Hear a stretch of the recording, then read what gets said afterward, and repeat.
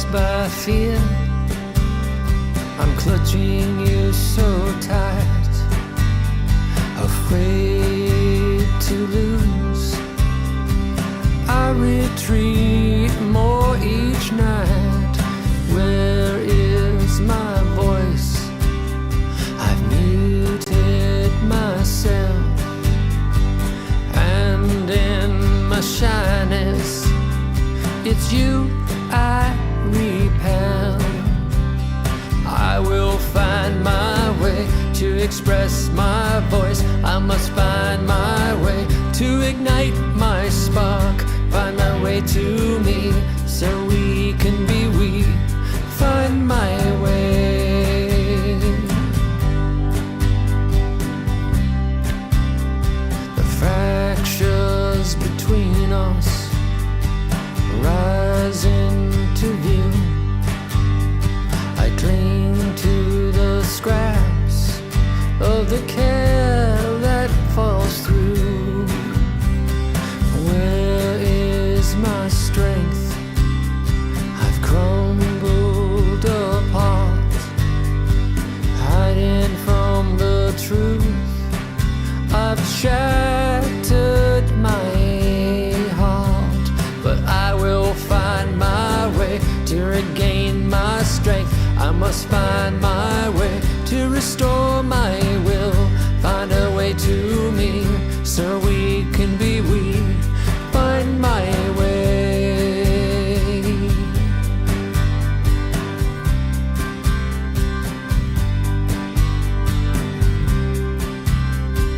Here is this moment to take a chance, to go on alone or grow and advance.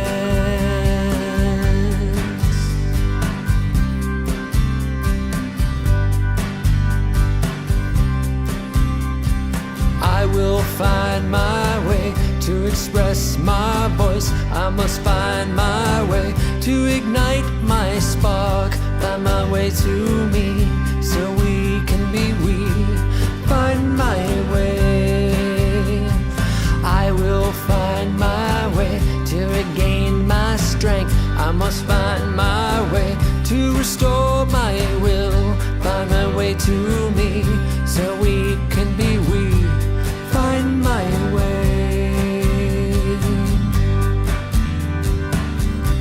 Find my way.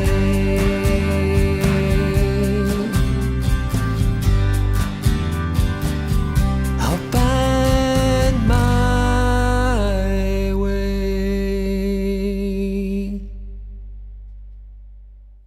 Happy Sunday, everyone, and thank you for finding your way to Sunday Live with Caleb. That's me, where we bring you interesting artists and recording artists. And sometimes they're exactly the same, like today's guest will be.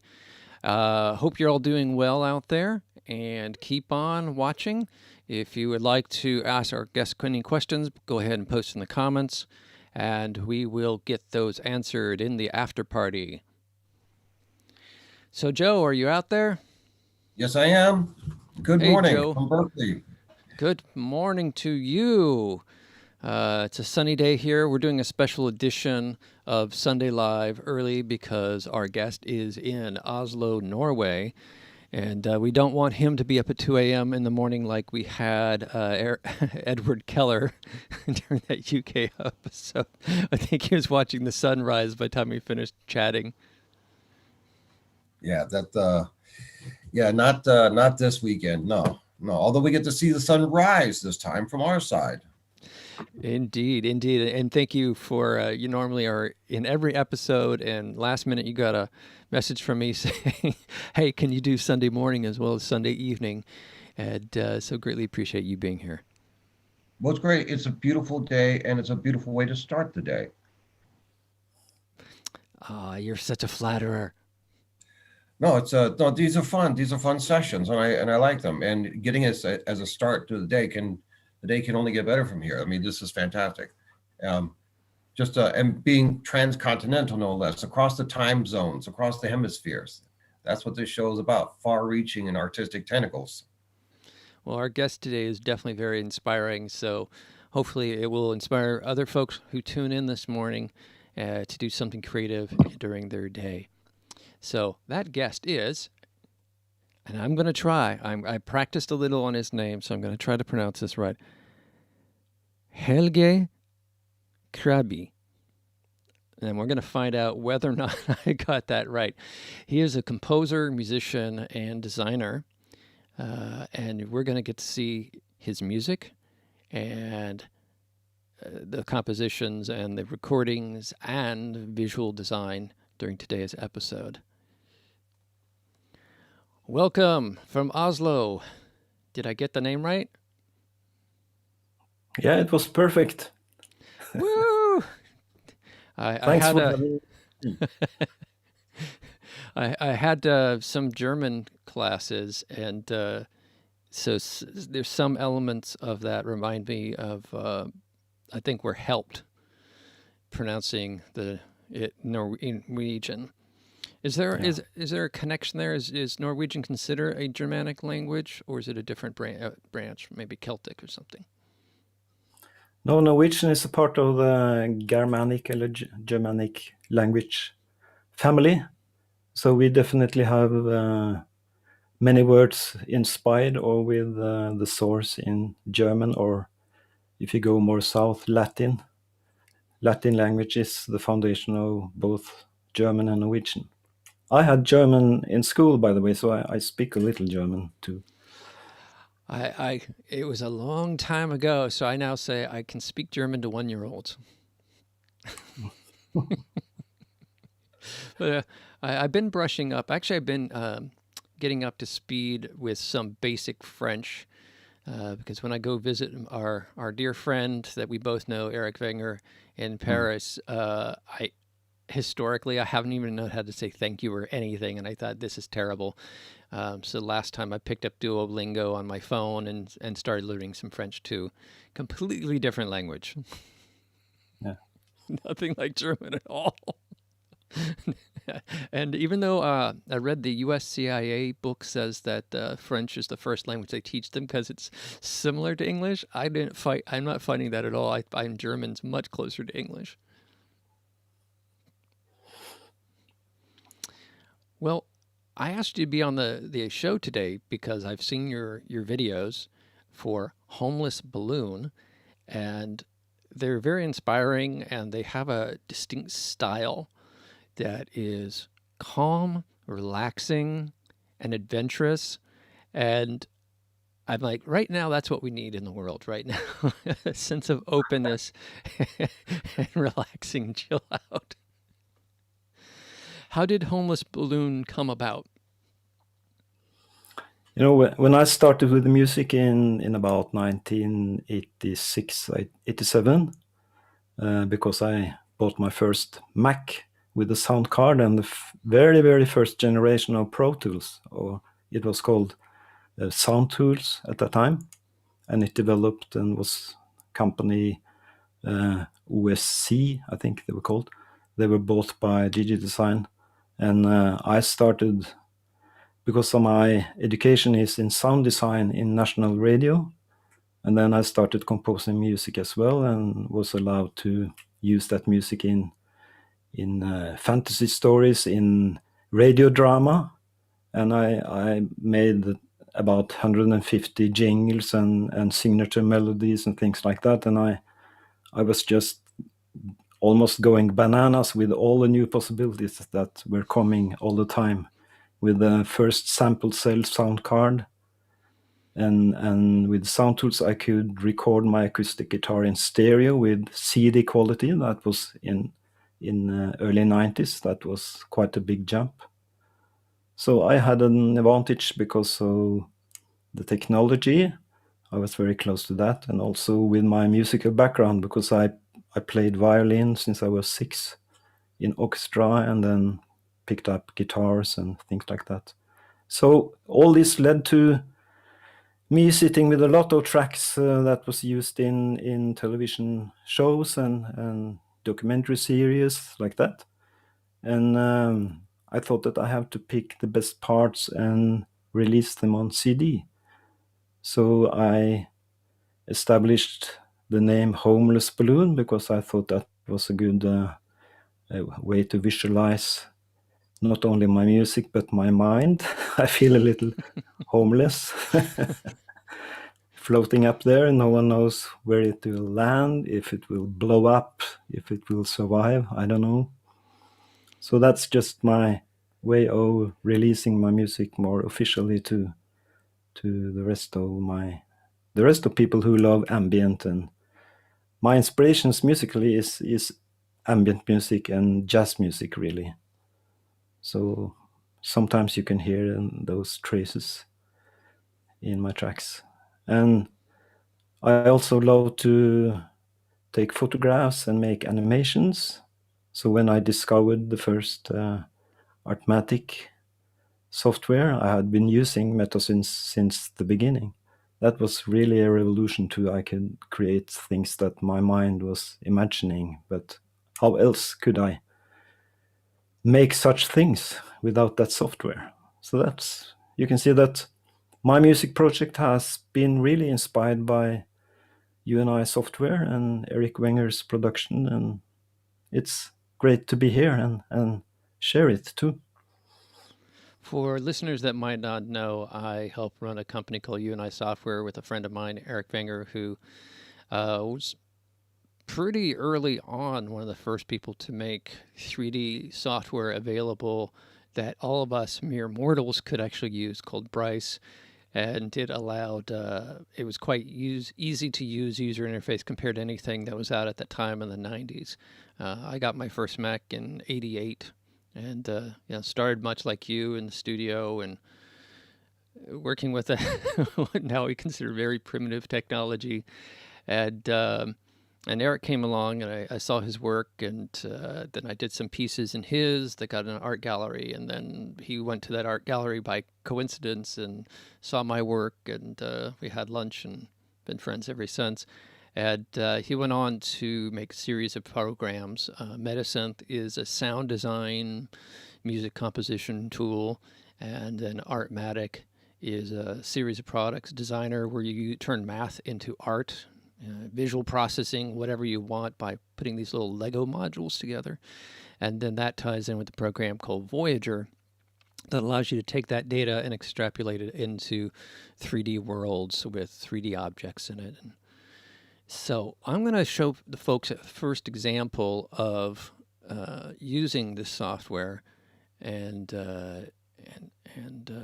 also, I understand this has some metasynth elements in it. There may be other software used, but we'll talk about what's what after we give folks a taste of your work. This is Crunch.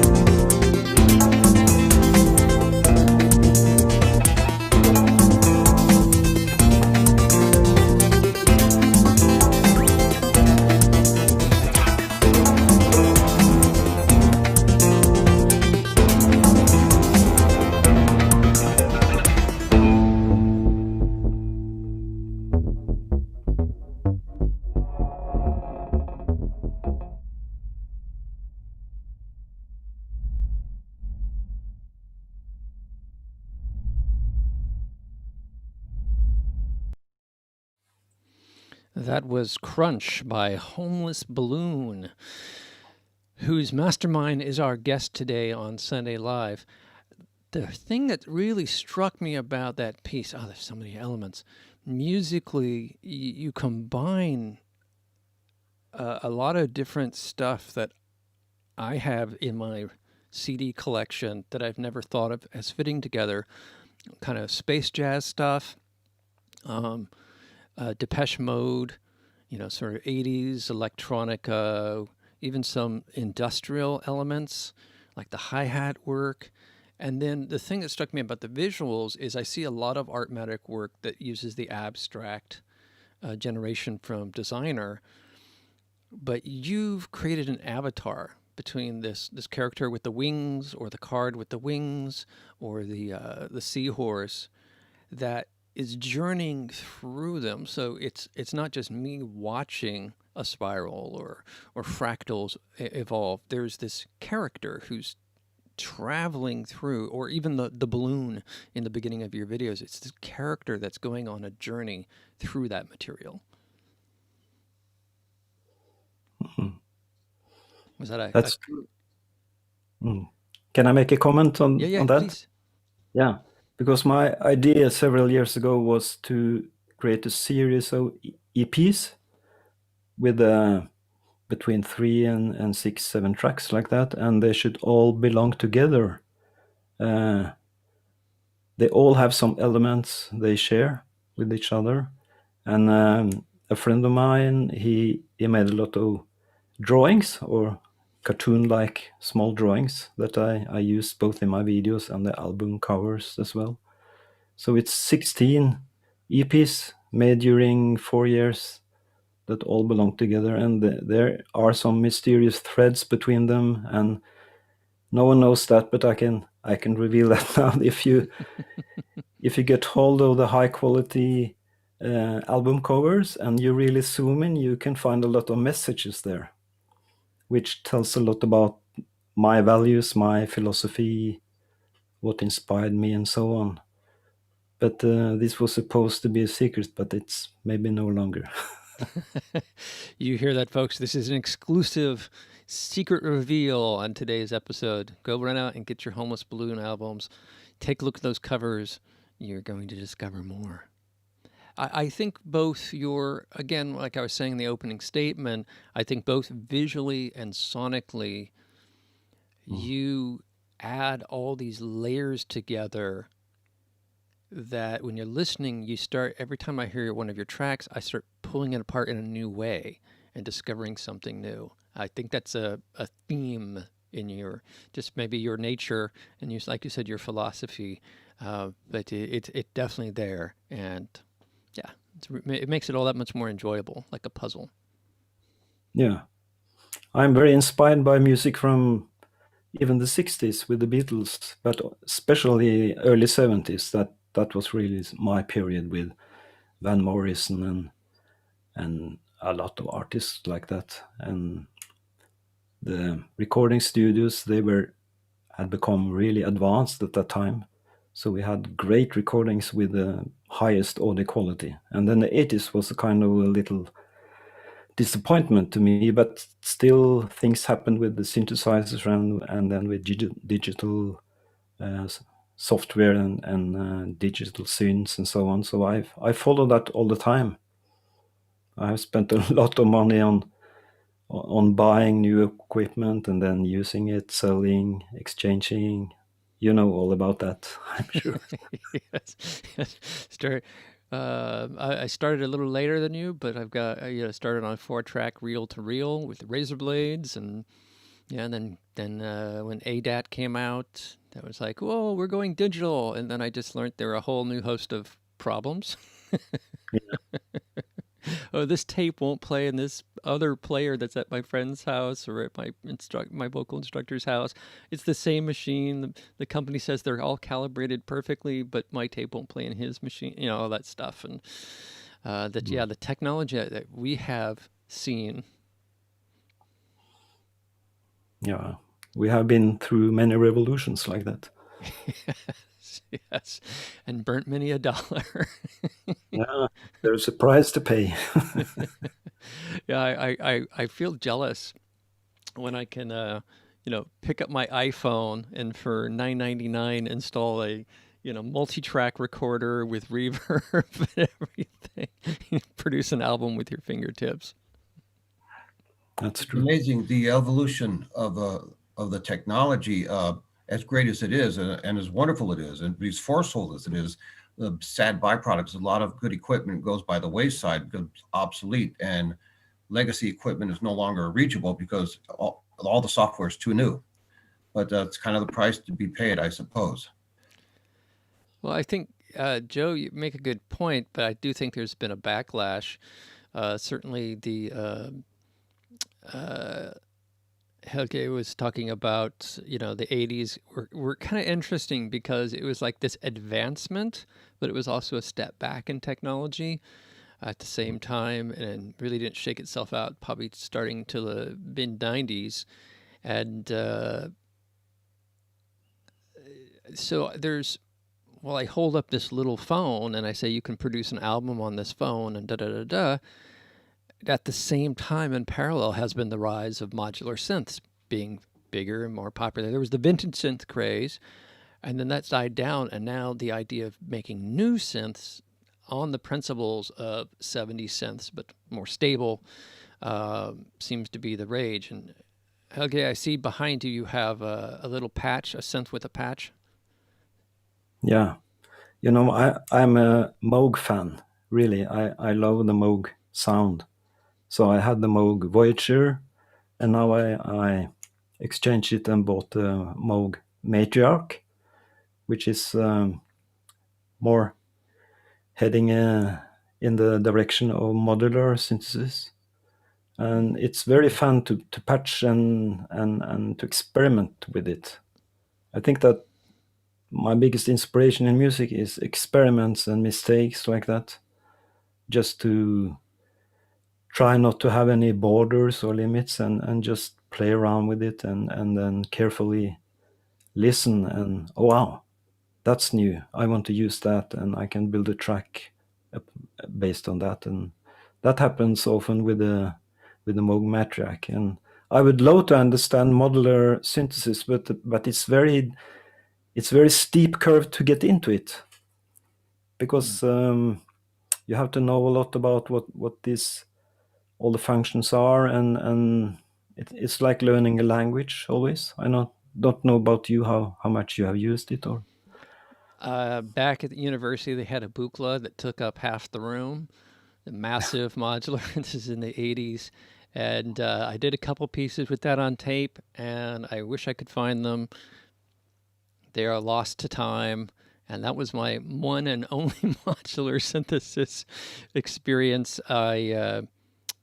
After that, I started I got access to a sampler. What was it? The M2, whatever, the big metal beast that Depeche Mode, and they all used. I think it was like almost like a medical green blue. No, it was like a gray blue, and I loved it because it had a 5.25 inch floppy, and when you powered it up, it was honest to you. It said, "This will take a little while."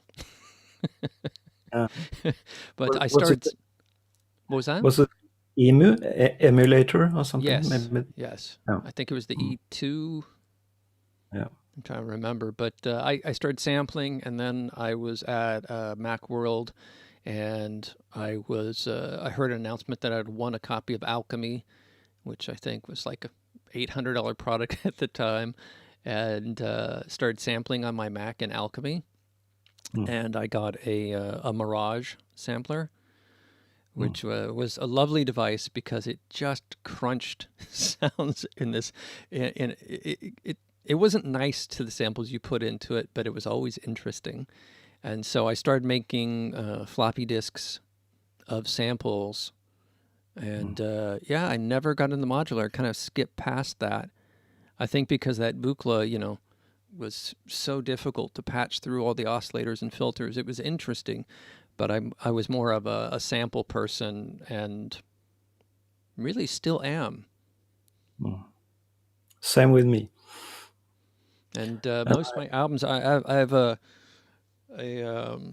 motif over here, the ES, motif ES, and I have an Akai keyboard, and I play on them and I'll jam on them, but I've never recorded a single album with them.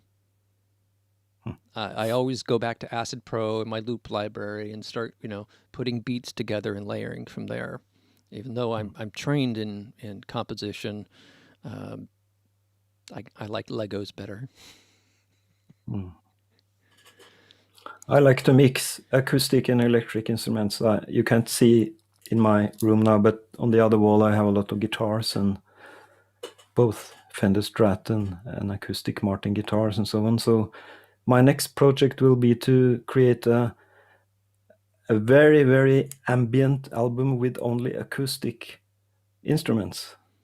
That's my next idea. Not Nice. any electronics at all, just acoustic, but to manipulate the sounds. I will use metasynth in that process too, and all the crazy new reverbs we have on our computers. Like, Yeah, the possibilities these days for sound manipulations is bottomless. A friend of mine just got, what was it called, XO or something like that, and it's like a constellation, and you click on one sound and it will light up the constellation of all the related sounds in the library, so that your drum kit, if you pick this kick drum, here's the recommended hi-hats and whatnot, and you work with these constellations that radiate out from, this is the primary pair, that hi-hat goes with that kick, but these are alternatives that are similar that radiate outward from your target, so that you can essentially sonically do theme and variation in all your percussion. And do it visually. It's incredible what's out there. Well, I want to show another video, and then I will ask a bit more about Artmatic. Here is Order and Chaos.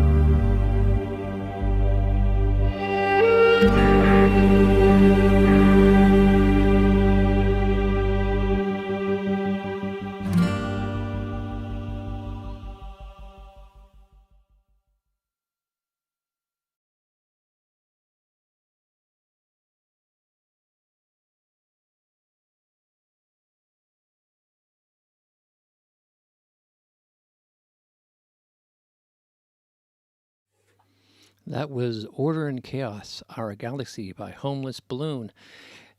And we have none other than the inspiration and mastermind behind Homeless Balloon here with us today. I again wanted to note how the use of an avatar really makes your videos stand out. In the beginning, the globe. In the other video, perhaps it was a more biological character. And here it's the whole planet is traveling through this cosmos that you've created in Artmatic. When did you first discover Artmatic, and how did you come up with your style of using it? Because it's very distinct. Mhm.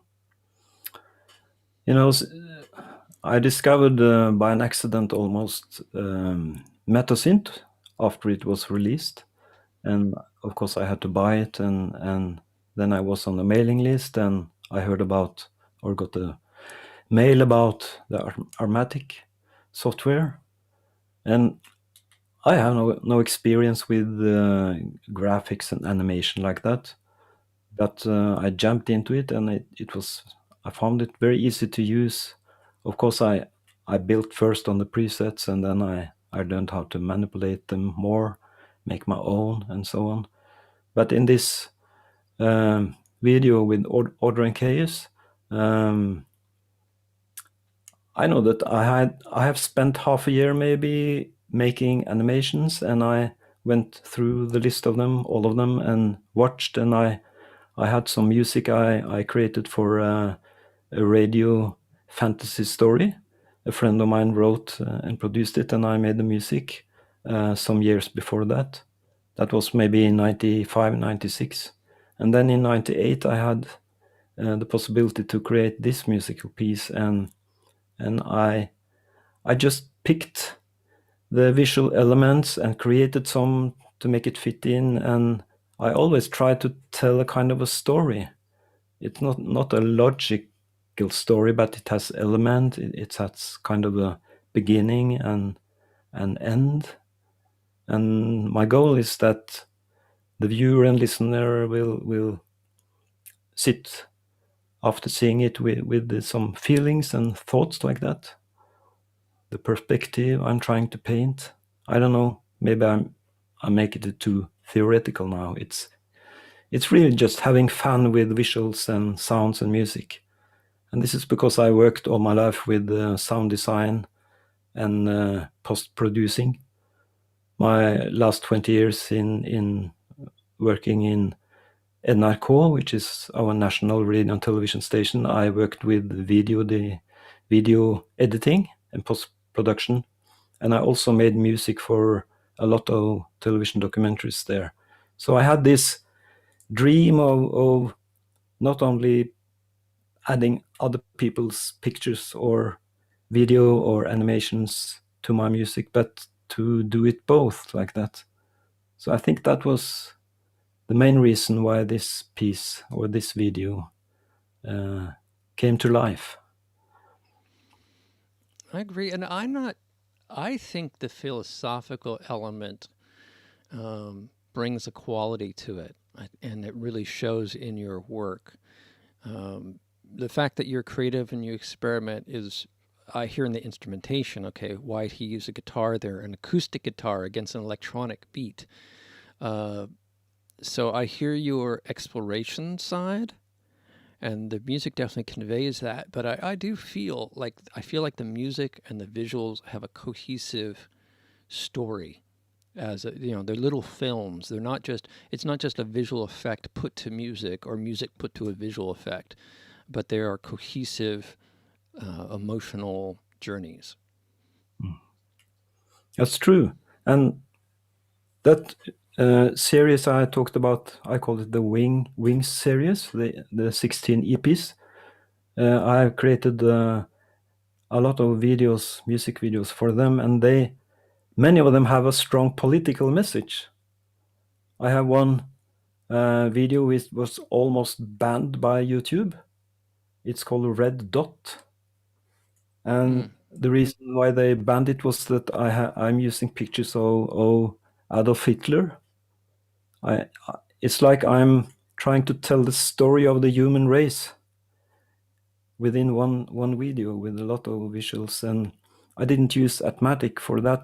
I did a couple of places, but that was not my main tool. It was just pictures and a slow animation I made in Final Cut Pro. But still, the message is very political there. So I'm tending more to, my themes tend to be more about the future of a human race, how we live, our values, like that. But still, it's fantasy productions, and I think it's great to be free. I mean, what is fantastic with the technology we have and with the internet, the fact that we can sit here now in different parts of the world and communicate and share our art, it's really fantastic, because I think it's the first time in history we are able to do that, and there are no limitations, no limits.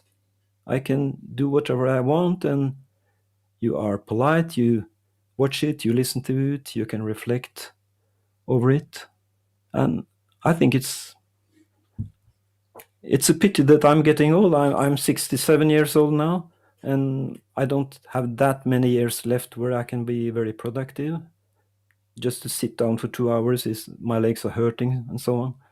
But if I was young now, that would be even more exciting, all the possibilities you have. So that's what I predict about the future, that what we have seen up till now, it's nothing compared to what will come.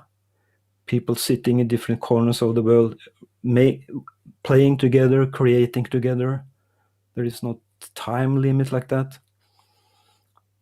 You understand what I mean?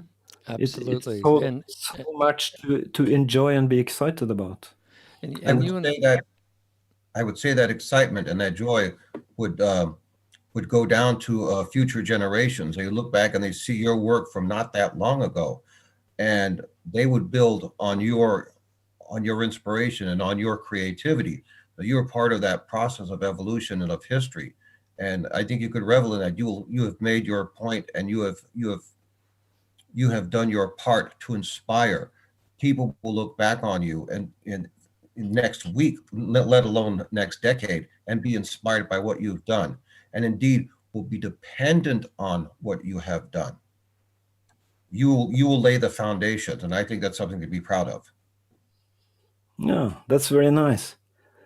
And it really means that we all are small building blocks in new buildings, new creations.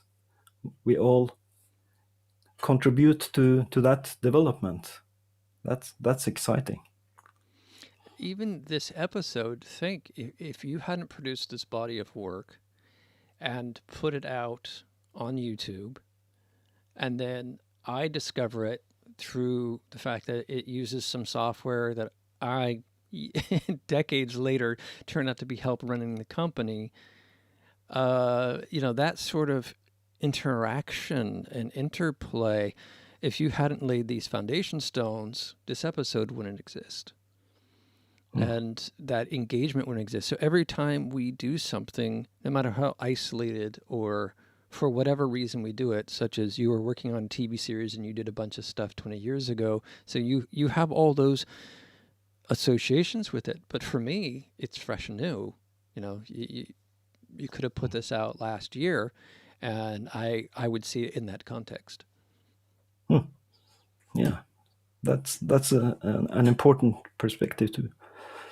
I'm going to play another video here, but one note that just popped in my head was, I think one of the qualities we have right now is there's always in our line of work this fine line between creating a body of work that maintains itself and yet is fragile at the same time. I remember a recent story about the guy who went back and remixed and remastered. I don't know if it was Tony Visconti, Ken Scott, someone went back and took George Harrison's All Things Must Pass album. He was tasked with doing a new edition. And he went to the estate And they said, okay, he said, where's the master tapes so I can work from? And they pointed him, oh, all the master tapes are downstairs. And he said he literally went and there was a workbench with spools, unspun tape on the floor out of their boxes, just a pile of random, like, not like on a nice shelf, here's the famous George Harrison album. And he was shocked. He was like, okay. And they're like, this stuff is going to be falling apart soon. And they wound the tape gently and took it in. So there is this sense that, say, an album, famous album like that, is going to be with us for decades and years and maybe centuries as a great piece of art or work. And yet the reality is the technology we use makes it very disposable, very ephemeral. And for me, finding a picture, a high quality picture, say, of Eric for this video I did yesterday, I couldn't find one because we're all taking digital pictures and putting them into Facebook at these low quality res. So the master exists on a phone that probably never be backed up. So again, there's this tension between a sort of fleeting ephemeralness and legacy of work that seems in this weird tenuous place. In some ways, you do something 20 years ago, but it ends up on YouTube, and then now it has a long legacy and a broader exposure than if you had done it on paper, say in a book. Because the likelihood you're going to come across that book is much less than, say, finding it on YouTube with query search. So there's this real tension, no matter what platforms we're using, between will it survive and have an ongoing life of its own beyond us, or will it not? Is any of this making sense? Yeah, absolutely. And I've been thinking a lot about YouTube as one example, that because people have broken the rules, they just make copies of things they were not allowed to copy. They upload it to YouTube. In the beginning, it was a big problem even for YouTube. But now we realize that we have to be thankful to all of them because they saved a lot of culture by not following the rules. So that is one aspect of it too. Oh, I hadn't even thought about it. This sort of not active rebellion, but sort of, I want to do this thing, so I did it. And yeah, wow, I hadn't thought about that. Is a lot of content might have gotten pulled, or I know certainly during the 2000s and the Napster, I got exposed to a lot of albums and a lot of artists that otherwise I wouldn't have gotten exposed to. I pay a monthly YouTube license because I use it so much now for listening to music and videos and news that to me it's my primary platform. But yeah, that sort of wild, wild west of sharing, right? Sharing data, sharing information versus copyright and getting artists paid for their work is another tension. And I'm not a fan of this idea of infinite copyright that Disney has imposed on the United States, where now things are 80, 90 years, and beyond the life of the artist. The point of copyright was to make sure that the artist got paid during their lifetime. Exactly. And for example, I've spent a lot of years in the pharmaceutical business, and you have about 10 years. Right? You may invest millions of dollars and you produce this drug. You have to go sell it and recover all your expenses and pay everybody that was involved with it and make a profit for your stock shareholders in a limited amount of time. And then that drug becomes generic and anybody can make it. So we actually give greater copyright now to, say, Disney characters than we do to drugs. Well, let's go ahead. I'm a big fan of Creative Commons, that organization, which is not backed up by any official authorities in any country. They just try to survive because of support from users like us. But they have made an excellent system for marking works. If I, as an artist, if I want to share my work without getting paid, or of course I want credit for it, but that's built into the various kind of copyrights they are using. You know about them? Creative Commons. I don't know about the organization. I'm aware of them because of using works on YouTube and saying, is this Creative Commons? Is it not? But I didn't think about it as an artist that I can opt into Creative You can. Commons and say this work, like most of my band work, I have a few singles that, okay, that generates some revenue for me. But say 80% of all my sound recordings don't really generate revenue, but they're marked as commercial products because that's how they were released.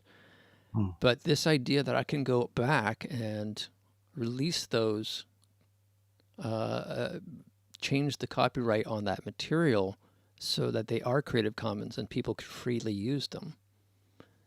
The only problem with that, if you have registered them with a rights organization like ASCAP or what have you, in a way they are called Tono or Tono. I have my music registered there, and there are rules I have to follow. So I cannot, those works, I cannot set them free like that. Oh, okay. Okay. So you can't, through Creative Commons, release it from your professional rights organization. No, so that's a little problematic now. If you want to have some income from your music, if people add it to YouTube, I will get a little income. It's very not big money, but still. Then it needs to be a part of that organized system with the rights organizations and things like that. So Okay, well, it's still good to think about, and maybe moving forward. Certainly, as I get older, I'm thinking less about, hey, I'm going to release this for commercial purposes, you know, and like you said, some money comes in from these different channels. But if I'm doing a piece of work that I expect is just non-commercial, period, like some of my more experimental albums with theremins and stuff like this, inherently, I say that's just not a commercial release. I can choose to release it through Creative Commons. yeah, Correct. Okay. we can. Cool. No one can stop us. We just have to be aware of it before we register it with any organization or digital distributor or whatever, because they want their money. Of course. The But commercial. like the electronic artist Moby, many years ago he set up Moby gratis. You know that is gratis is a Scandinavian word for free. Moby free. He has his own website where you can pick from his music catalog, not the most commercial of his tracks, but all the rest. He has uploaded it, and you can just use it for free.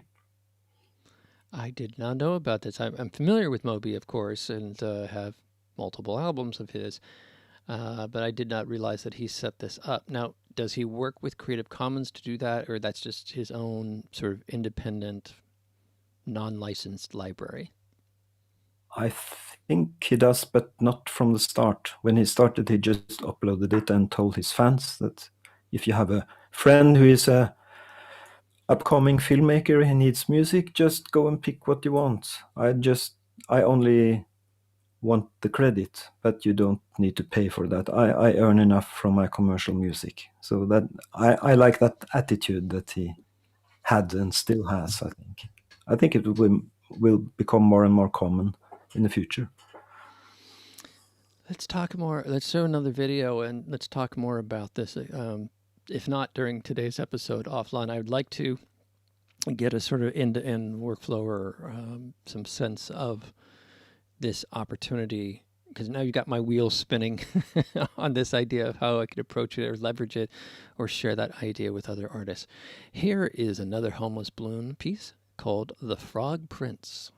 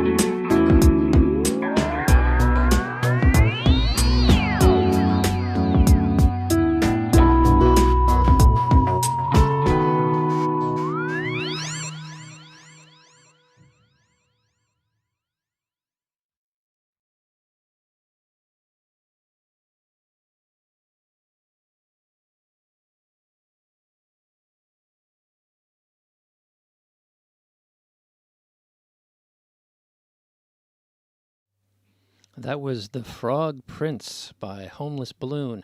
And we are here on Sunday Live with the mastermind behind Homeless Balloon. So, again, you've got these avatars coming through the video, taking us on this journey. And we've got a sense of your background. You've been working with music ever since you were a kid, playing in the orchestra, playing with the technology, both from keyboards, recording studios, new electronic equipment, software. So, in addition to that, did you study philosophy or psychology or, because all your work has this dream quality to it?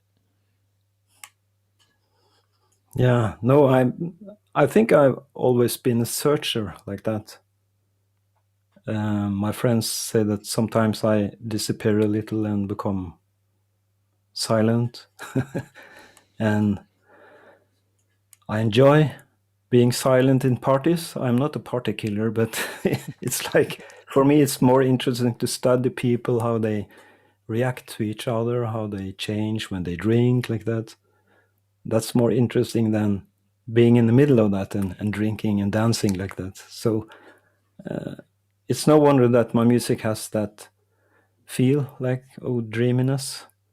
For many years, I was very much into Christianity. I worked free time in a Christian organization and spent all my time there, had almost no salary. That was very interesting, but I had to break out of that because it became too limited, and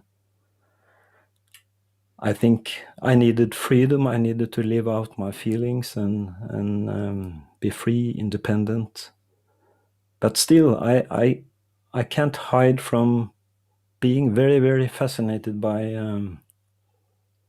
all these thoughts and possible thoughts about who we are, how we belong together like that. Where I'm standing now, it's much more like a Buddhist perspective, really, that I'm a little wave on the big ocean. The wave is coming up like that, lives for a while, then goes back. It doesn't mean that the sea or the water disappears, but my little wave disappears.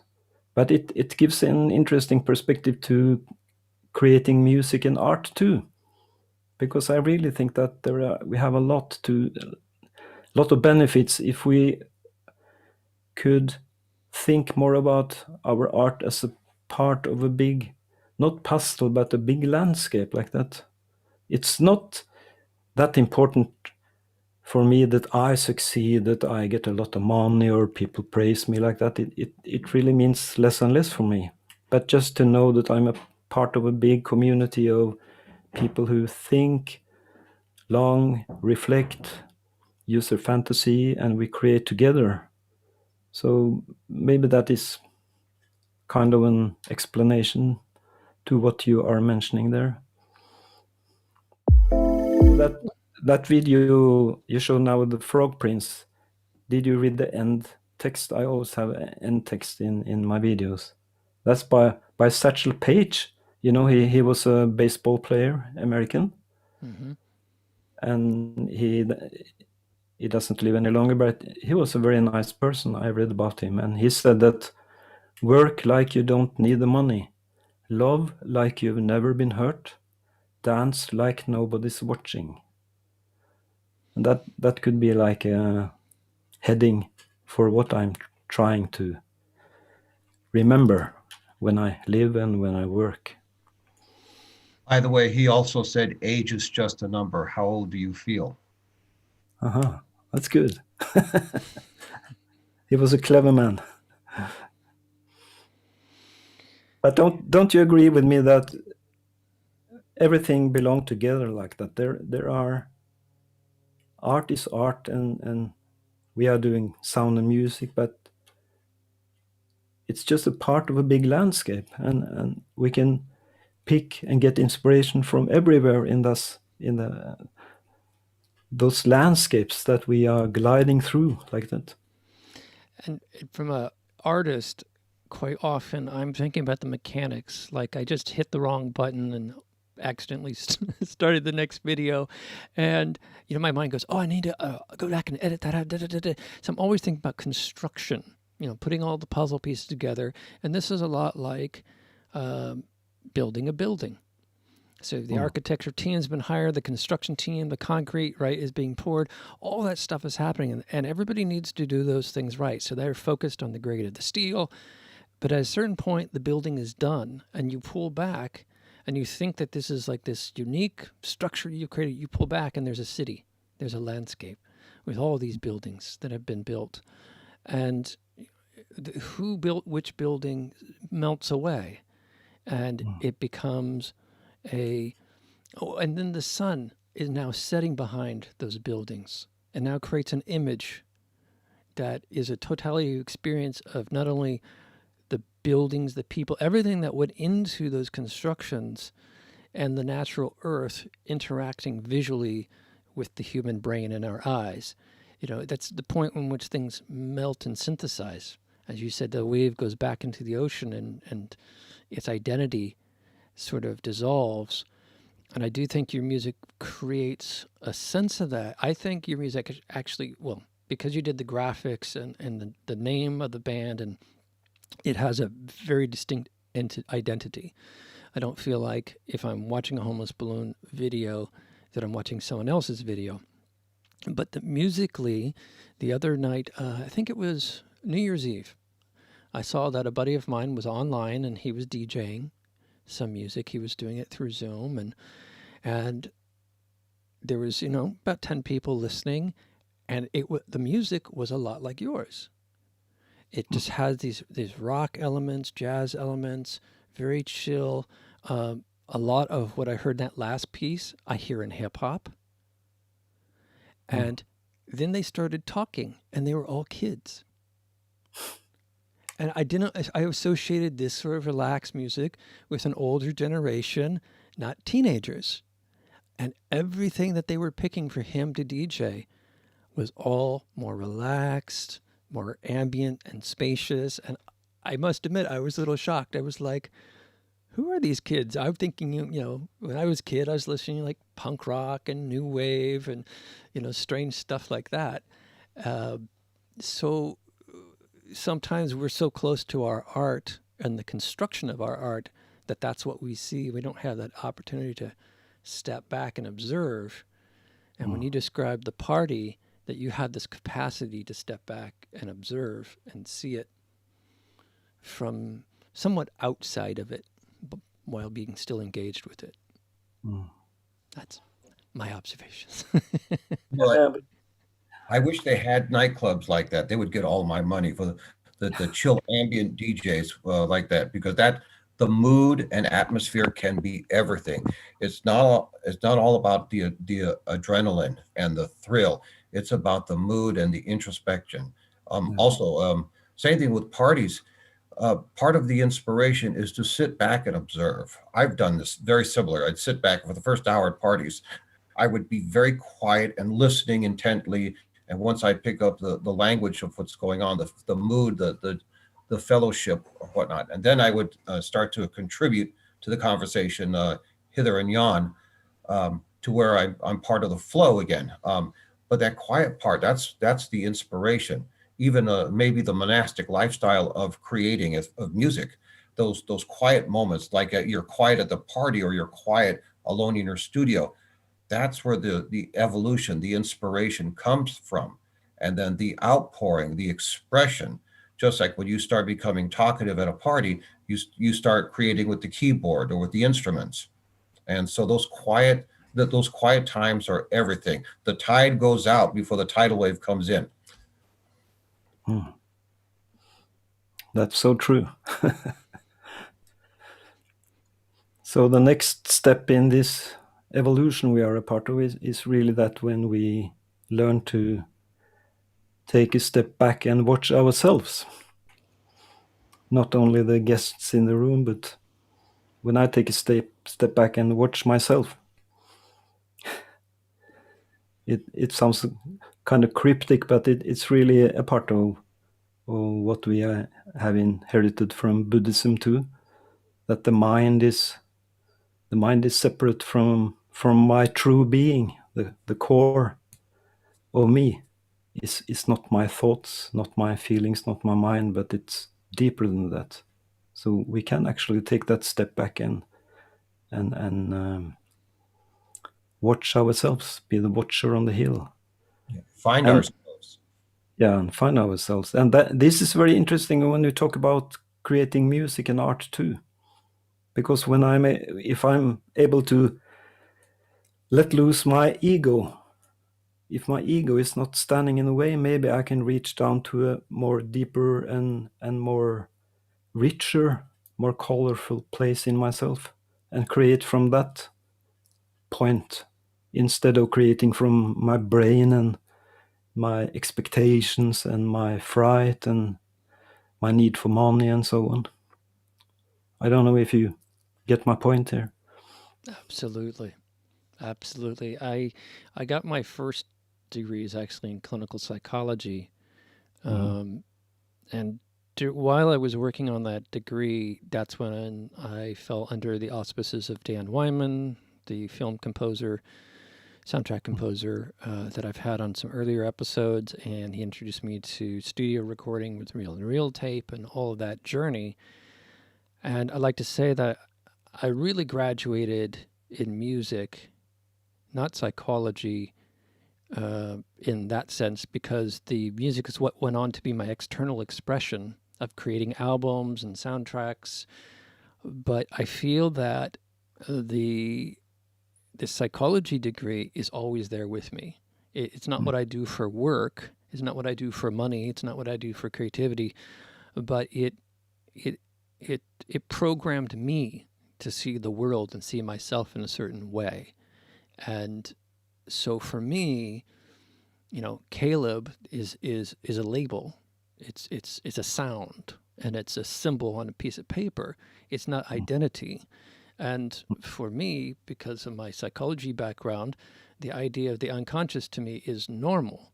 So for me, the conscious and personality in this body is just the tip of the iceberg. It's just the, you know, it's the a chip in the computer that manages things in certain ways, but it's not the computer.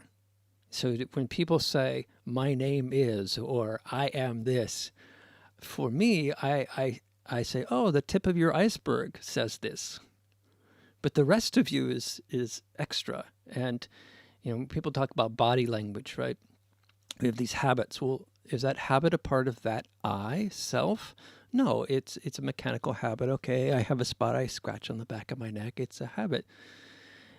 My heartbeat, the I, Caleb, is not controlling and concerned and managing the heart. Another part of this organism is doing that. So I tend to not see myself in that whole ego-ness. When you meet people who you can tell they believe that name and that personality and that is the totality. That is who they are. And then my question for them is, well, who are you when you sleep?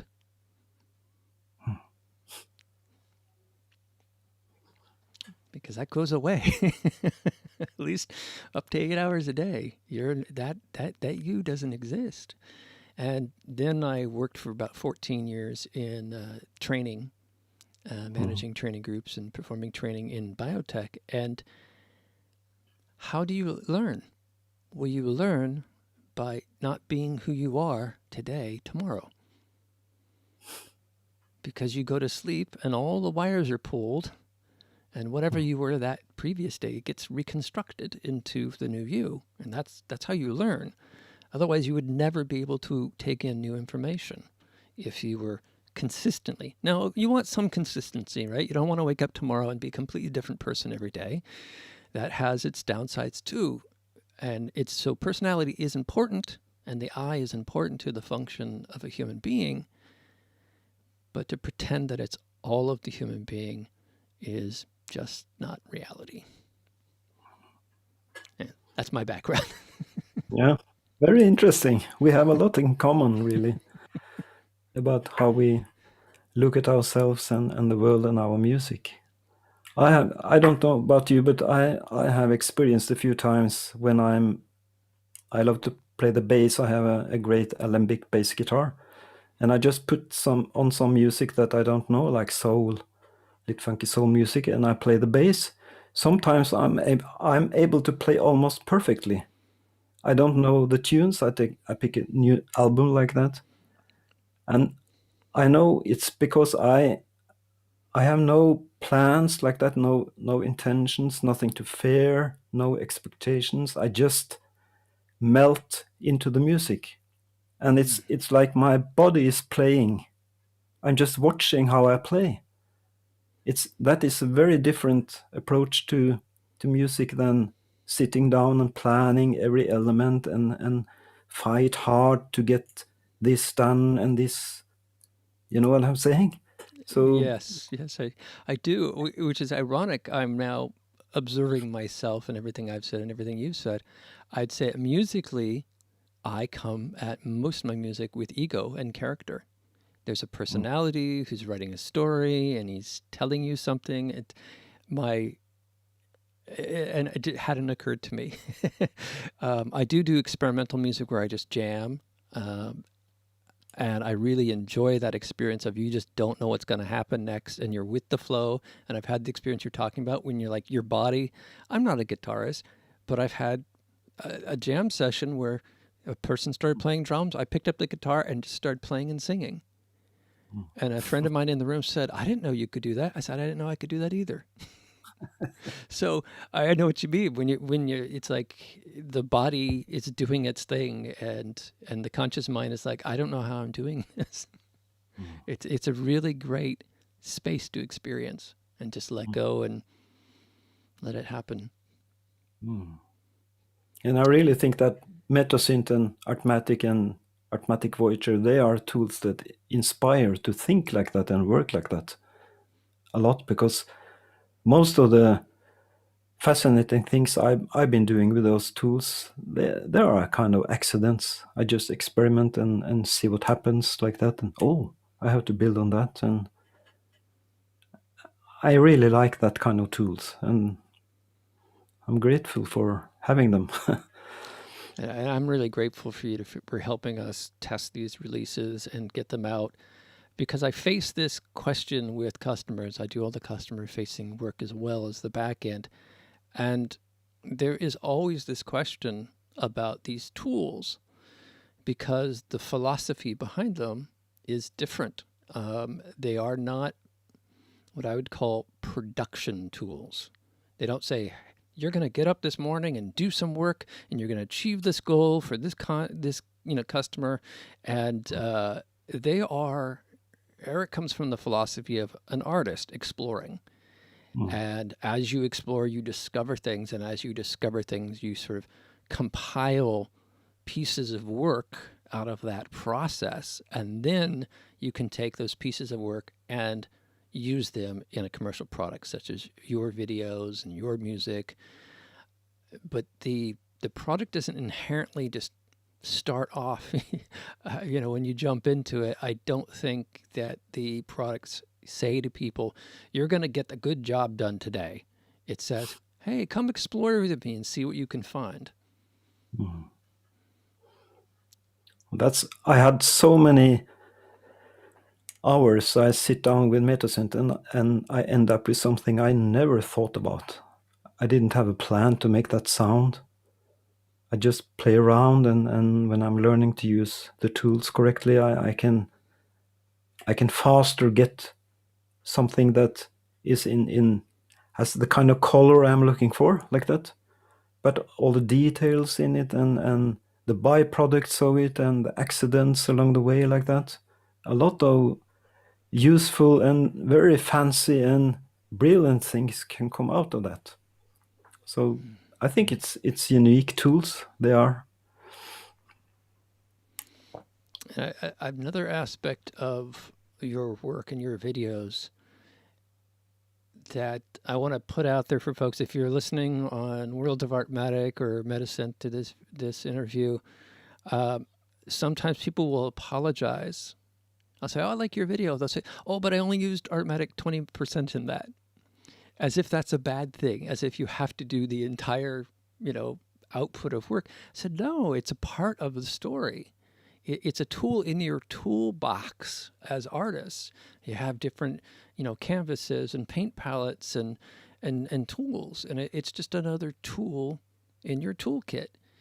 And so that's how I see them, and because they work in a certain way and put you in a certain headspace that other tools put you in another headspace. And when you create a body of work and all those tools, and then you synthesize and bring them together, to me, that's where the magic happens. Because there's things that Artmatic is fantastic at making that's much faster than any other product I know, and there's stuff it doesn't do easily. So But of course, when Eric gave us the opportunity to export the video with the alpha channel, he is begging for yes. using that video in other software. Yeah, absolutely. And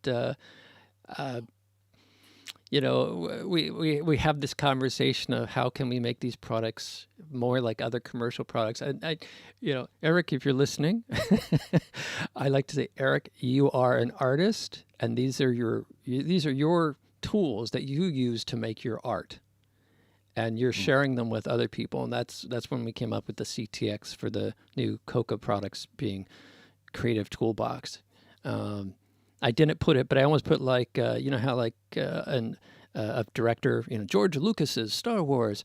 I was like, it's Eric Vinger's Artmatic CTX, it's his toolbox. He's not really building the software to some sort of commercial spec. When suggestions like you've put in there come in, I definitely log them and make sure he sees them. And sometimes he'll see them and go, oh, that's a great idea. He wants that too. And he'll go build it. But he's not likely to sit back and go, what is the customer base wanting this year? Okay, I'm going to build this thing. This is the top and most popular requested item. That's just not how he's approaching it. He's approaching it from his own exploration and sort of inviting people to put their hands in his toolbox and do similar explorations. And we can say if that's a good thing or a bad thing, that it makes it a unique thing. I'm going to show another video here. This is The Traveler.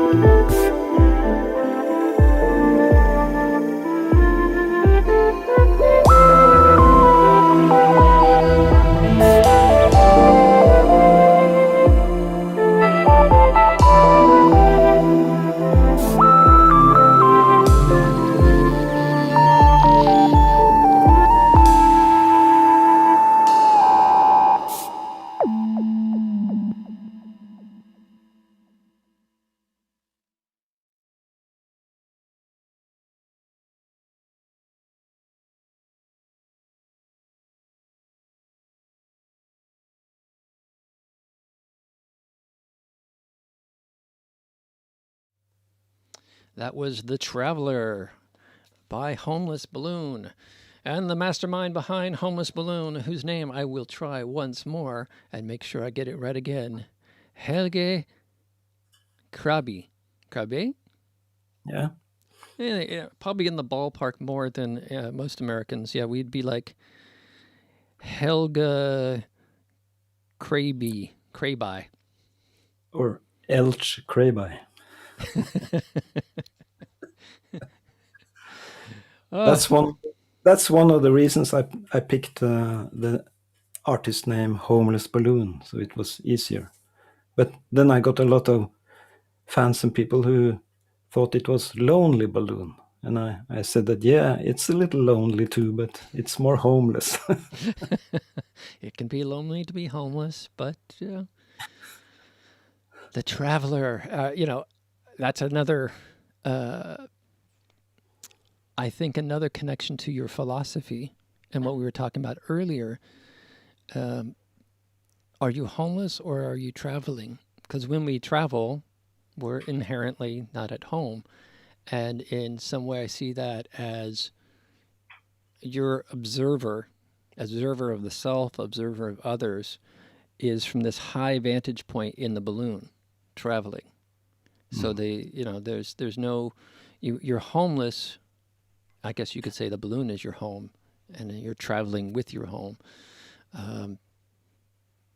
But that non-attachment, and I feel that from the videos, the journey that I'm going on. I'm not thinking about where am I sleeping tonight and where's my shelter and food. I'm thinking about traveling and journeying and what's coming next. So it's a very Not all future. who travel, not all who wander are lost. That's true. The quote at the end of that video, I don't recognize. You can tell me a bit about that person, Renee, I think it was? I have to find it just a moment. Did you recognize it, Joe? No, it makes perfect sense, but I just didn't recognize the name. Let me see, The Traveler. So while he's looking that up, some other observations, Joe, about his work and its legacy.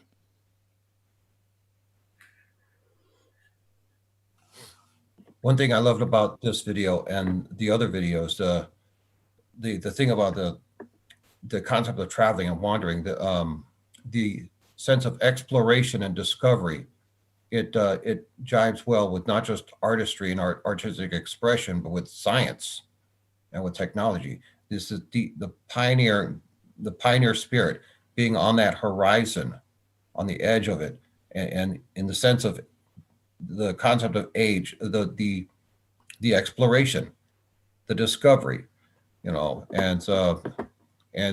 not being so much homeless, shall we say, because you find yourself in these journeys.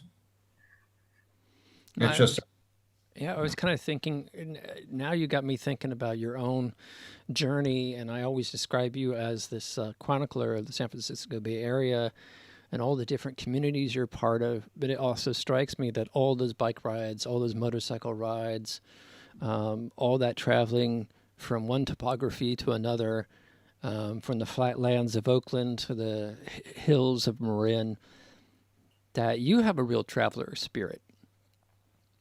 I could talk to you about this past Friday night. It was incredible what we did. It's just an after work function. We ended up in the middle of the night, in the middle of the dark, on 8 bicycles and right on the water's edge. I'll extrapolate at some future time. You'll get to hear all about it. It was Okay. fun. And it's something you would have done. I've done that with you in Oakland, on a glorious Sunday afternoon on bicycles. Yeah, it's true that I'm not exploring as much right now, obviously because of COVID and the lockdown, but also just maybe being in a new territory. I've been working a lot of hours, and that has been my focus. So that may be a good excuse to get out. I am going to at some point this year start looking for an electric bike, because I have 2 bikes, and moving to the Seattle area, riding either one of them, they're made for flat territory. They're not made for hills. Like around here, my neighbor just got an electric bike and he's going all over the place in it. So I'm getting jealous and starting to get the electric bike buzz. When I was in Paris last year, working with Eric on the company relaunch, I guess over a year now, I was checking out the Velo bicycle, and you only could have them for 30 minutes. So you had to run from one station to the next station and put it into the lock carrier, the kind of locking slot. And then you had to check out another bike. Well, what if there were no bikes at that carrier? You had to wait for someone to come. The idea was to keep the bikes in circulation and whatnot. But the reality was, to get across Paris, I had to rent one bike, then rent another bike, then rent another bike. And then I looked over and there was this orange bike there. Oh, something went wrong. The machine failed to take my credit card. And then I looked over and there was a jump bike, the orange jump bikes. And literally you just took your iPhone, went beep in the app, and, you know, first time put in your payment information, and then you took the bike for however long you wanted. And it was my first electric assist bike. And I went, not only the hills or inclines were easier, but I just went further. In fact, I took a wrong turn and ended up in the next city beyond Paris before I realized what was going on. And I fell in love with that feeling. You got the freedom of a bicycle. And I would say a bicycle has even more freedom than a motorcycle, because it's small, it's compact, you can pick it up. Yet with that motor assist, oh my goodness, I'm in love, and now I just need a budget to do it. So we'll be talking about that. Helge, are you back? Yeah. So did we find out the quote?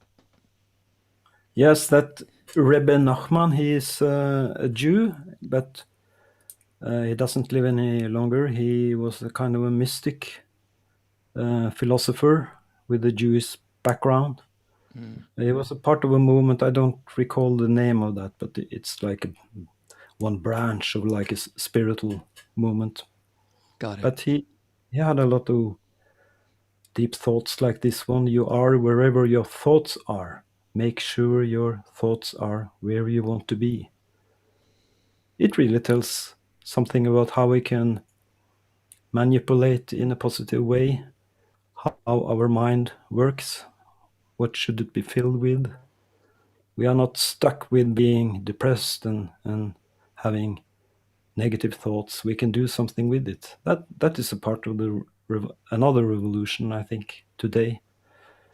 And just today, when John Biden is about to be the president in the States and all the chaos over there, we understand that it's our, how can I say it?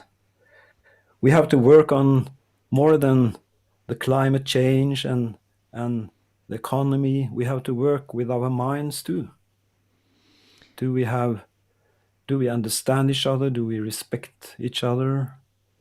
Are we able to keep our moral standards like that? Do we only live for ourselves? Can we share more? Can we all be a part of a movement where we share not only art, but from our goods and our food and whatever we have? There are so many people suffering in this world, so we have to do something. And I think the best place to start is in my mind. What do I fill my mind with? I'm going to let that pause and steep for a moment. was a- Absolutely. More, I've had moments where I stub my toe and I get angry and I want to throw something, and you realize just because you bumped your toe against the wall and you felt pain, that doesn't mean you have to do anything. you actually have a choice. You think you're just reacting. Oh, well, I got angry because I stubbed I hit my toe against the wall and it caused pain and that made me angry. But those things don't necessarily have to be together. And the moment you realize, it's really liberating when you say, oh, yeah, I'm feeling pain right now. Interesting. I'm gonna pay more attention to what I'm doing in the future. And have that be the outcome of this experience. And I think the key observation and opportunity for humanity is to recognize that we have far more choice than we think. Yeah. We can react or we can proact. Rather than reacting, we could express through art, express our feeling, vent our frustration, make it articulate, give it a place on paper or in headphones. Absolutely.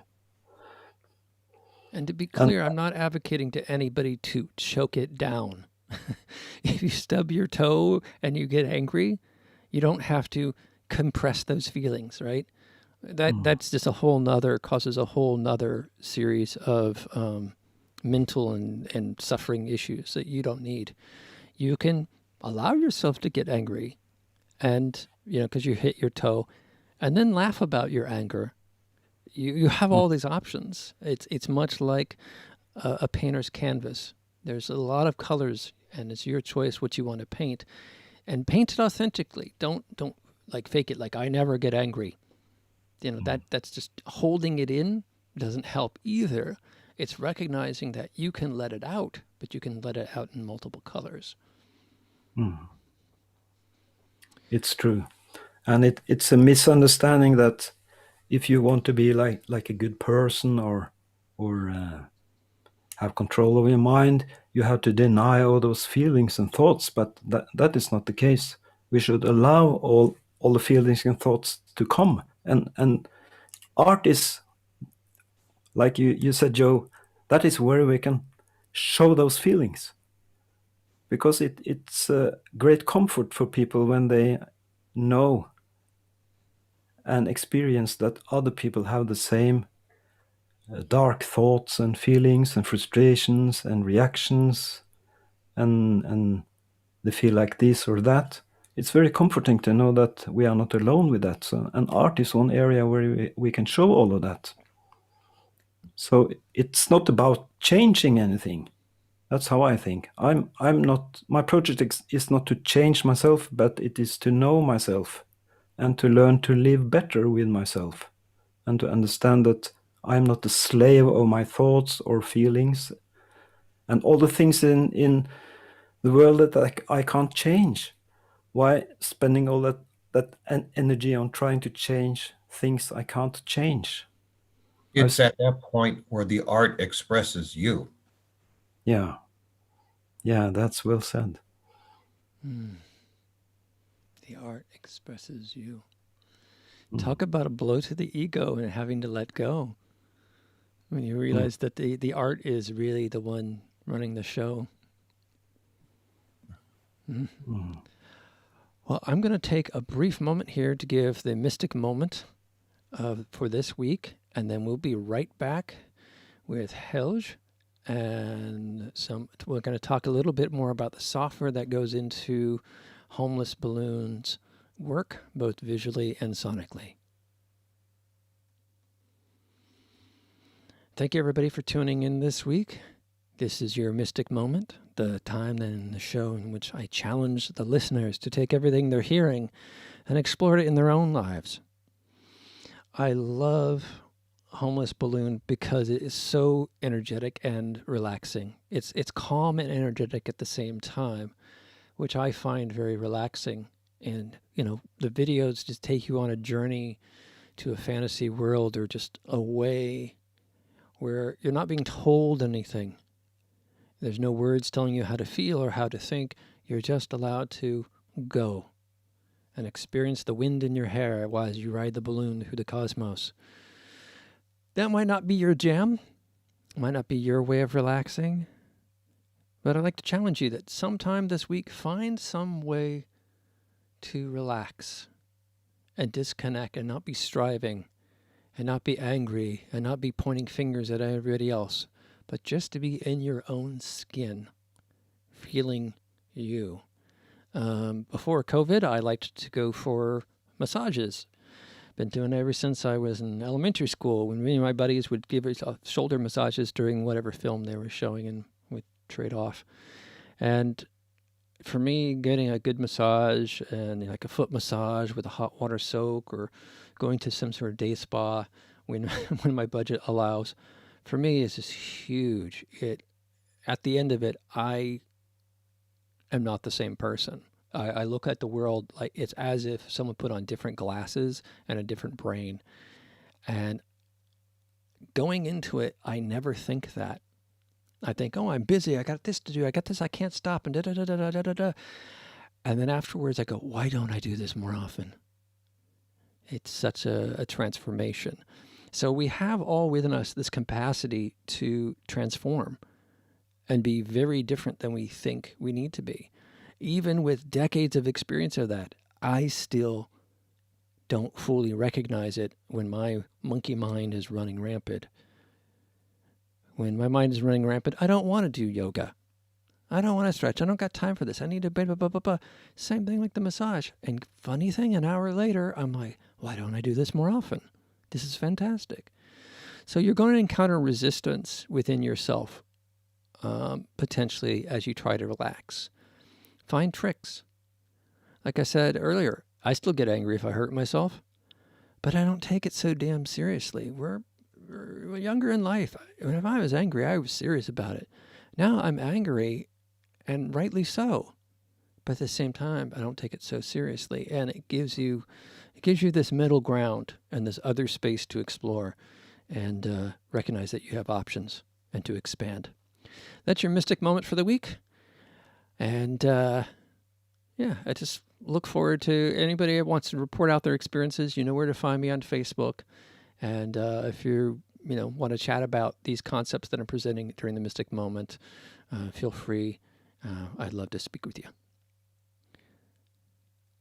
We are now going into the after party. Thank you, everybody, for tuning into this week's episode with Homeless Balloon. I've been showing some of Helge's music videos. Sorry, I'm stumbling on his name. I'm always worried about names. I just observe my worry and let it go too. But in After Party, we're going to talk a little bit more about the software and get some tips and tricks on using metasynth and Artmatic in your own work. And here goes the After Party.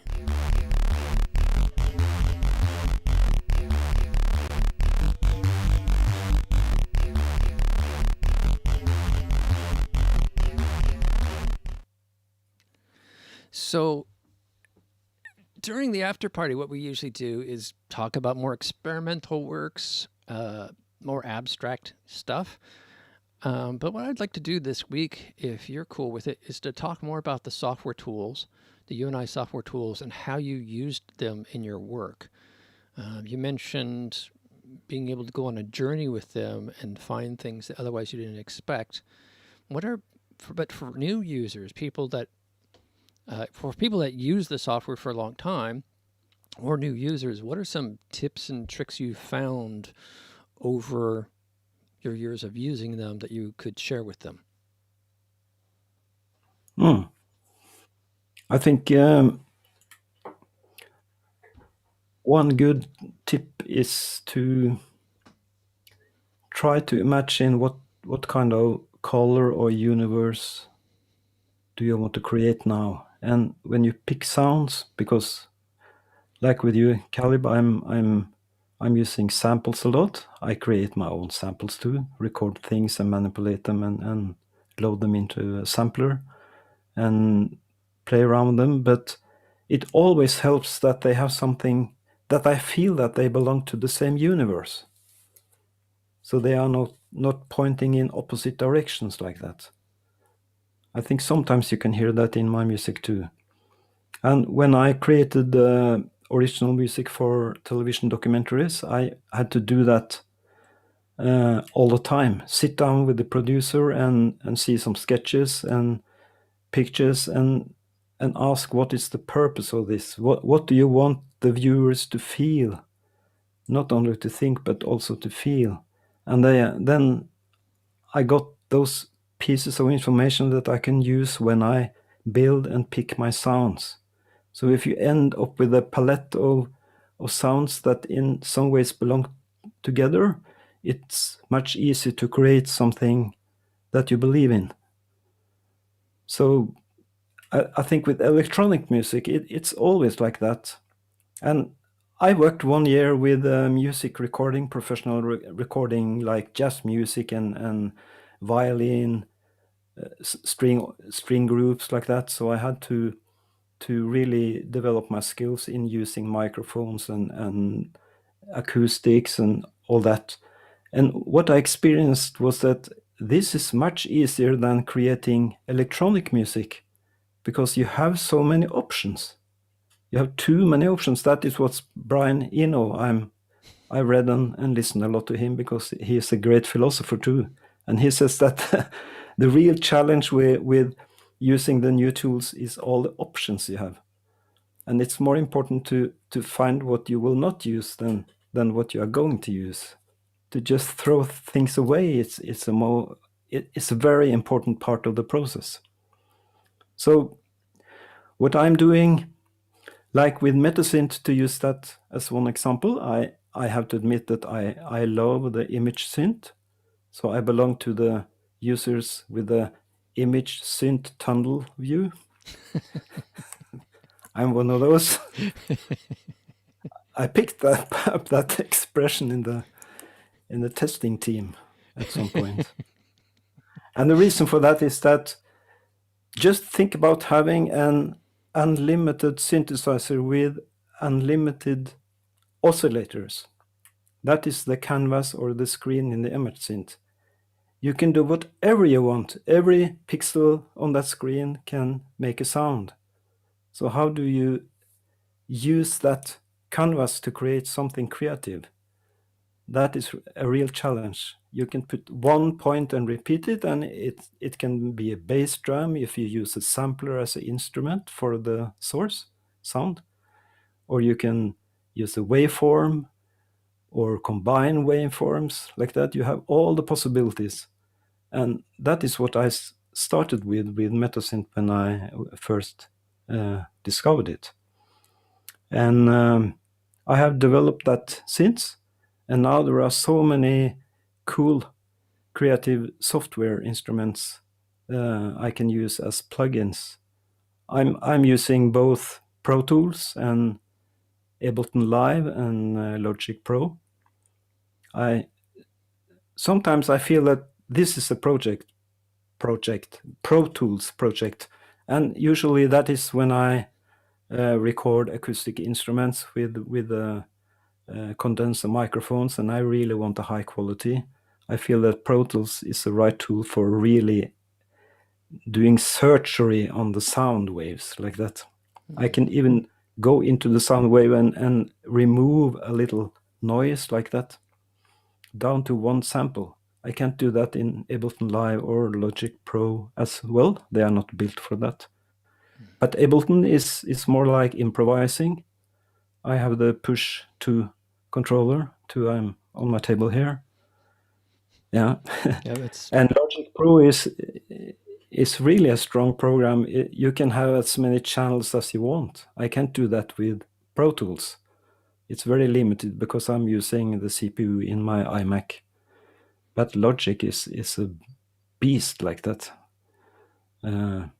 So the way I work is that I think about the palette of sounds that I want to limit myself, like Eno says. You have to limit your options, throw away choices, and pick some that you believe in.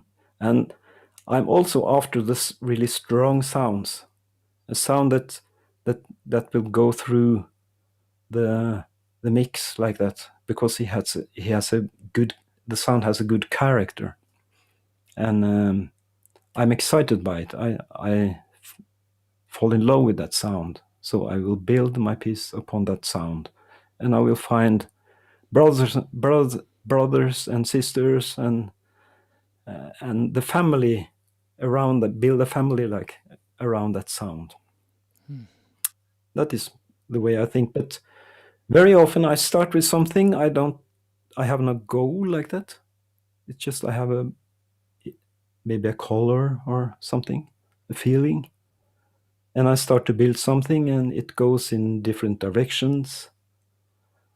My weak side, if I can put it like that, is that I think it's more fun to create new ideas than to finish the old ideas. So right now I have about 350 sketches. I spent maybe 1 or 2 days on each of those sketches. And I have a little panic because I feel that I should finish all of them, which is just nonsense. I I'm find not that able. I find with recording studio folks, audio folks, myself, because I have like a backlog of like, I don't know, 5 albums that are 90% done. We tend to feel this stress. But then when I talk to writers are like, no, that's what the filing cabinet's for. Every day you wake up, you write something, and then like I'm a big fan of Ray Bradbury. He would say, you get a manila folder and you type, and then you decide if that's a new story or a part of another story, and you put it in its folder and you put it in its filing cabinet. And then when you need to do a book, you go to your filing cabinet and you have all this resource, this library of stories and narratives, and then you can pull them all out. And it may be like there's 2 stories that actually you realize are part of the same one, and you change the names of the character in one of them, so now they fit together. And he wasn't very stressed at all. He just saw this as it's a part of being a professional writer. That I write, I build up this library of content, and then I leverage that commercially. But I find amongst us recording studio people, we feel guilty if there's an unfinished song Yeah, sitting on the very. shelf. With that, oh, I'm really being bad. I'm not finishing that song. It's true. But when you mentioned Ray Bradbury, I made sound design for a short story by Ray Bradbury. I don't remember the name of it, but it's about people. It's from the old days like that. They are out on an open field and they hear the big dragon coming from a distance. Maybe you know that short story. I It's a don't know great this story. one. I know the And Velt, but they are talking about this monster, this dragon who is approaching like that, and they are getting more and more afraid, and the sound is getting louder and louder. And I used metasynth for that sound design. It was building up, and when it's passing, you can hear it's a train. It's a big train passing. So I had to merge those sounds into a real sound of a passing big train, old train like that. And so that's another example of how you can use metasynth just to load samples and manipulate them and hear what comes out of it. And I could make like that deep sound from a dragon that was built out of parts of the sounds of the train. But when we are supposed to understand that, oh, it's a train, then it has to be as real as possible. But that was a very fun project. I don't think I could have managed it without metasynth, really. Train sounds are a very good idea to draw upon. Many a time I used to work graveyard shifts and late nights after coming home parties. I was always in close proximity of trains, railroads, and you hear the fast commuter trains, Amtrak, and they're very high, shrill, almost predatorial. And then at 1 a.m. in the morning, you hear the long, low freight trains. It's very, very haunting, soulful sounds that take forever to traverse because they're much slower and they take a long time to go through. And they just, through your even your sleeping consciousness, they invade your night for a short time before they go off. And the sound resonates even after they're gone. So it's a great resource for sound. Joe, you just made me nostalgic for. I hadn't realized that people are like during COVID and all this stuff. What have you missed? And And I've been pretty much telling people I haven't missed much because most of my face is in the computer, then I'm asleep. But I just started welling up a little because you're describing the trains, and you're right. There's the machine, but then there's the emotion of the sound of trains. And we're getting a little off topic here, but when I lived in Emeryville, I was, I faced the opposite direction, but still I was near the train track. And so you would hear, this Amtrak commuter trains, large trains, and then you would hear the late night freight trains, that rolling and the steel and the scraping and whatnot. And then living in that area, you could also, even from that distance, hear the BART trains with that very distinct whoosh of the electronic train, commuter train. And then you might get out, like you said, in more rural areas, and the sound of those trains are different, even though they're freight trains. And there's an emotional quality to all of that. Something wicked this way comes. It's funny that I don't know this particular Bradbury story, because you mentioned Something Wicked This Way Comes. I mentioned The Veldt. And, obviously the title of that book has that theme of something's approaching. And in The Veldt, it's the lions. It's the African safari that's in the television set. They have like a virtual reality TV set, and that in this home, and the home is all computerized and mechanized, and basically the home sort of takes over, and you realize it's the children actually who are doing this, and because they've decided they hate their parents. And the end scene is children looking out on the veldt and the lions in the distance chewing on some meat, and then it's never stated, but you realize that's the parents. And Bradbury did a just fantastic job. Before we get off Bradbury, because I could have a whole episode on Bradbury, a fantastic job of allowing you to perceive the world through the character. You didn't feel like, oh, Jack is a programmer, he's doing this. Okay, now I'm following Jack and I'm outside of Jack. It's like, when you read a Bradbury story, you are that person with that monster coming. You get to experience that. And even if you've been around trains, he will allow you to experience what it's like to be a person who hasn't. He can take you to that innocent place before you had your own experiences, and give you someone else's experience of someone else's completely steeped experience of that thing from a new perspective. And I got to meet him once, and in person he was exactly the same. And it's nice to have heroes. Yeah. And so the software product we're talking about, metasynth, how is Artmatic similar or different than how you approach Artmatic? With what I'm hearing is, with metasynth, your approach is more that of a sculptor than a painter. I tend to be very additive in my thinking. I will get in here and I'll start adding things, and then I end up with this song or this track that has everything in the kitchen sink. And then I usually have to work with my friend who's a producer, Tim, and he starts taking things out. He starts being the sculptor and removing. He's like, this is just too much. Here, you got like 5 drum kits going on in this piece. So it's just as important to remove as to add. And that's how I thought about how you're describing in metasynth is, yes, every pixel can be an oscillator, but that could get really crazy really fast until you just have, maybe something that's not as enjoyable to listen to. So sculpting is just as important.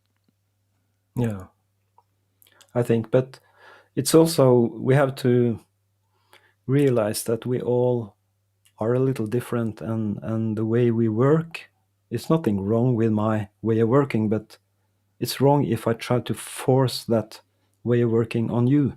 like that. I have to respect that you have, or other artists or musicians or composers, they work in a little different way. But what we have in common is that we all have to find how to use our tools to our benefit, like that. And I didn't read the manual a lot when I first got metasynth. I read more later, like that, to discover that, oh, it's possible to do this too, like that. But I think both with metasynth and Artmatic and Voyager, it's great that we can start without understanding really what is deep behind the software. I think Eric has done something brilliant with that we have presets, we have easy to use tools on the surface, like that, and we can create a lot with that. But when we are ready to dive deeper, we can do that too.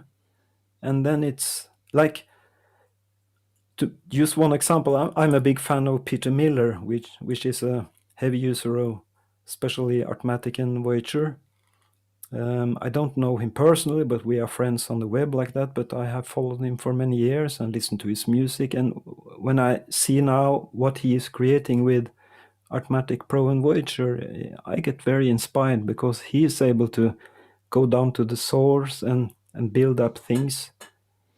I imagine that he is visualizing what he wants to achieve, and then he knows how to use the tools within the software to get there. I'm more on the surface, like that, on the surface of the water, and I'm sticking my finger into the water to see how deep can I go, but I'm fast to pull it up again, like that. Me too. I look at the depth that Peter and Dick does with Voyager, and I'm like, no, it's not my personality. I'll never get there. And we were talking about other tools. So Acid Pro has been my main tool since '98. I have Pro Tools, I've got Logic, but I'll always go back to Acid Pro because I can quickly do what I want to do, because it's very sample focused. Now, a lot of versions of it haven't been stable, so I'd never perform live with it, but I'll take all my Acid Pro stuff and I'll dump into live and map it to the Push 2, because those are very, very stable platforms that I know if I'm doing a live show aren't going to crash on me. So that was a little tangent to our earlier conversation about different platforms.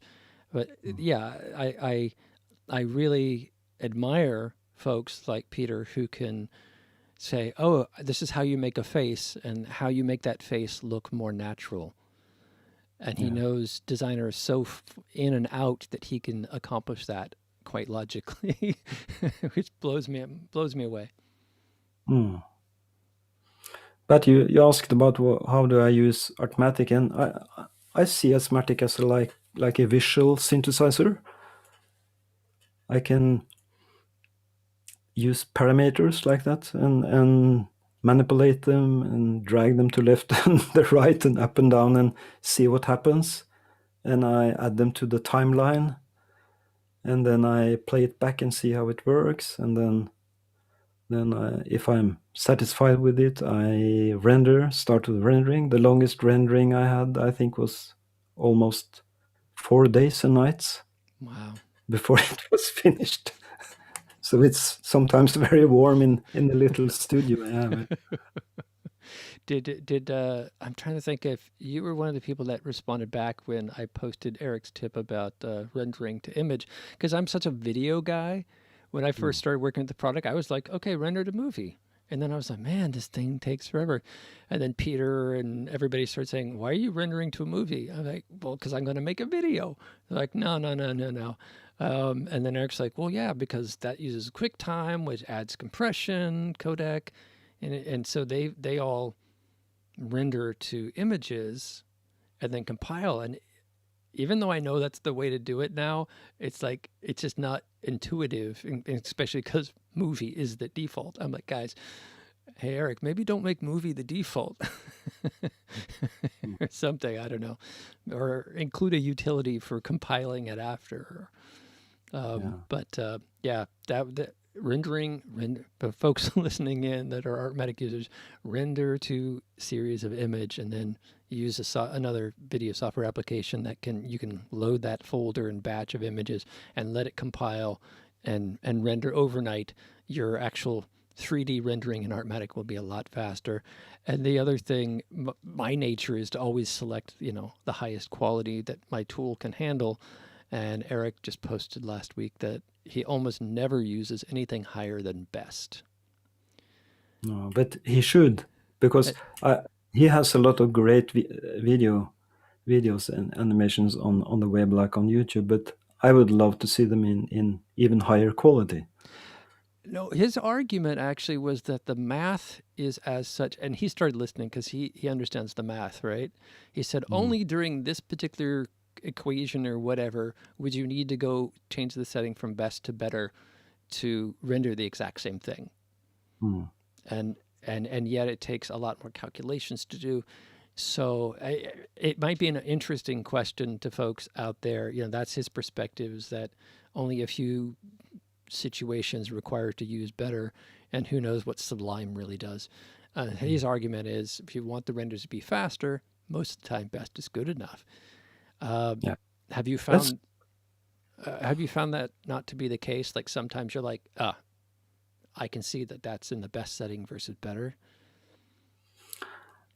I'm more like, I try to think about what happens in 5 years from now if someone asks me, can I use a part of that animation or video created in my film like that? If all I can offer them is a low quality version, that will be very sad. So I always try to use the highest quality. And there is one thing with YouTube has been for many years, that if you don't upload HD, it should be more than 720. 1080, that is the lowest, what they will name HD. You will also get a lower audio quality. So in order to get the best audio quality, you have to upload HD. So I would say that 1980 P50 is the perfect for YouTube now, and will be maybe high quality enough for 10 years from now. I don't know. Especially if you watch on small computer screens and iPads and phones like that, it's not a problem. But for me, it's always a principle that I try to produce the highest possible quality. For many years now, I mix down in 32-bit too. So the master, I have it in 32, in 24, and in 16, and MP3 sometimes. It's back to what we were talking about at the beginning of the episode about legacy and technology. And just yesterday, I was doing these quick ads for Artmatic, and I was dropping videos. Different people like Peter and whatnot who said, "Yeah, use my videos for ads." And there was some stuff by Eric, and there was some stuff by some other folks I couldn't use, because the quality jump between one edit to the next edit, you could see it. It was, because it's taking everything and doing it HD. And if any elements weren't HD that I was trying to put in there, it was trying to stretch or crop it, and just the pixelation and the blur, it was too obvious that it was a lower quality output. So yeah, and some of that was rendered for DVD originally on Eric's part, and the DVD videos are fine, but some of it is that YouTube at the time was putting a heavier compression on the videos, 10 years ago. So if you built your video to the spec that you were targeting, like, I know I'm going to release everything with MP3, then later on when you try to release it in a different way, you're stuck, right? Because you didn't create the material at the highest quality possible for its time and then repurpose it over. Yeah, that's a really tricky part of this whole technology and creative work. But today, hard drives are very cheap. Yes. Yeah, there's So no excuse there is no anymore. excuse for storing high quality masters of your work. That's what I suggest to everybody to do, because you can't regret that. In 10 years, I will not sit down and load my hard drive and say, oh, why did I store them in such high quality? Because we know how technology develops. It's going up and up and up. We have 4K TVs now. Only a few streaming services can give us that picture size. But in 15 years from now, it will not be a problem. I was thinking back at my first Bryce piece. See here, it was maybe about that tall, about that wide, for my first gallery show that used a Bryce piece, and that took, I think it was a Mac something CX, and it had add-in cards. So each slot, I can't remember what bus that was called, but each slot in that Mac was a separate Mac video processing card. So every maybe 2 to 3 inches, the 4 quadrants of this image, and that thing was rendering certainly overnight, if not for days, to make that little image. So sometimes when folks say, I'll get messages that say, Voyager takes too long to render. The files are too big, or whatever. And I'm kind of like, I don't have much sympathy for you, because back when I had to do little low res things took days. So the technology is what it is at any given time, and yeah, I think being willing to put in the time to get quality is the better route, especially if you want your work to last. I think I'm saying this to myself now, that it's if I want to be wise and do things right, it's better to produce a few works with really high quality and put all my heart and experience into it than producing a lot. We are very tempted because of the algorithms on social media and so on to have a constant feed of work out there. But what is true really is that some artists and some authors, they didn't produce that much necessarily, but they have a couple of works, some of them only one work that really stands out. Yeah. That is what we will remember them for. So this philosophy that, you have to produce as much as possible, everything should be bigger, louder, and more of it's the wrong direction. I think we will have a reaction against that soon in our culture. It's not about being the loudest voice in the room. Someone once said that the loudest voice in the room is the weakest voice in the room. I like that. I'm thinking that it's the contrast between a Stanley Kubrick and a Roger Corman.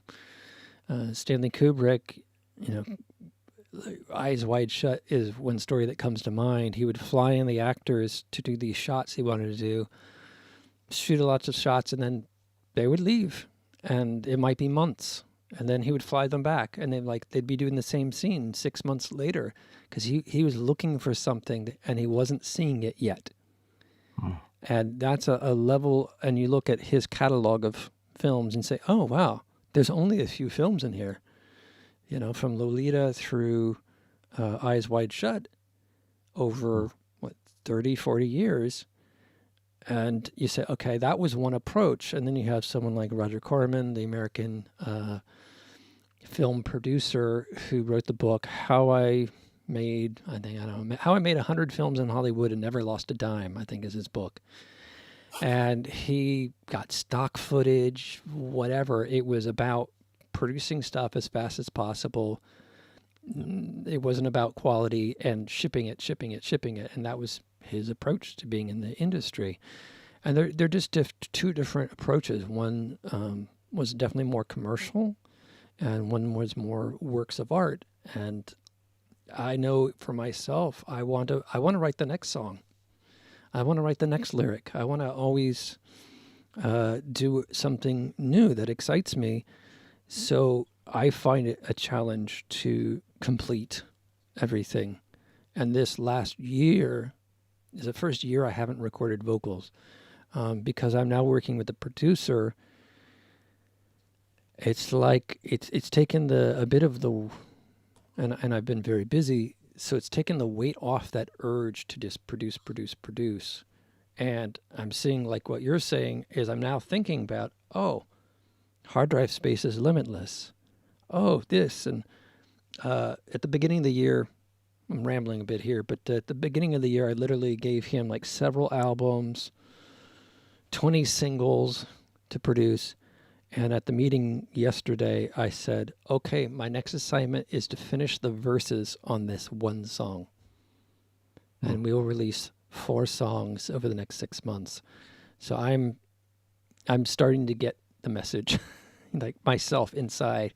I'm saying I've got this whole back catalog, like 15 albums, but I can clearly see people are really enjoying these 3 songs or these 4 songs. I want to write a song that's better than those songs, and focus on just writing that one tune that I think is really, really crafted well and of quality and thought through. So I've been on that journey myself, and I feel like I'm finally arriving. Yeah. It's funny, you can get torn between the drive to create and wanting to create more and more, versus wanting to create better and better, quality versus quantity. There are works of art that were so pivotal that their creators stopped creating. Kurt Vonnegut's Slaughterhouse-Five, Truman Capote's In Cold Blood, J.D. Salinger, Catcher in the Rye. So good that there were such tough acts to follow that they didn't create much after that, but they've made their statement then and there. Then on the other extreme, you have people like motorcycle custom builders like Jesse James. They ask him, what is the favorite motorcycle that you've built? And his answer is the next one. So that drive to create versus wanting to do quality, it can be quite the conflict. I think personally that this is an American cultural thing more than European, but we have learned to adopt that. How can I say it? It's not a value. It's more a lack of a value. I think it's a more commercial approach to things, that you are hoping to earn more because you produce more. But like you said, Joe, that when you said what you just said, I was thinking that philosophical is, I believe that we all have a purpose here on earth, but we think that our purpose, or to do our purpose, to achieve it, we have to work very hard from we are born until our grave, like that. But when we look back at people and even our own lives, we see that we have some high spots in our lives. I know I had maybe 10 years from I was 32 or something to 42. I produced a lot of things. I was so productive, so creative. When I became 45, 50, not that much. I couldn't manage more. I couldn't sit that long with the computer. I didn't have the time. I had to spend more time on my family and other values like that. But this is not a negative thing. That is what I'm trying to say, that it's natural. That is how it should be. That our life is growing like a plant, like a flower. It's a tiny seed that grows up. It becomes green above the ground. Oh, we still haven't seen the flowers. When the flower is coming, that is the peak in our story. Because my life is a story and your lives are stories too. And we shouldn't expect that it will last forever. So why should I get depressed that I cannot produce as much as before or as good as before? I just have to accept that that is the part of the wave my life is, like that. So that is one way of thinking about it, that don't stress, don't push things. I think artists, we shouldn't push things too much. We should be patient, we should wait, we should stay in touch with ourselves, We should wait for the moment. Like Brian Eno, I like him. He said once that luck is being ready. I think that's a great quote. That is a very You great can quote. see that being able to produce great music, that is to be ready, to have my equipment in shape. I do that. It's always ready. When I feel that inspiration is coming, I'm sitting down and it's coming something there. When the inspiration goes away, I don't feel bad. I just do something completely opposite. Go into the woods or go with my wife shopping, whatever, be with my grandchildren.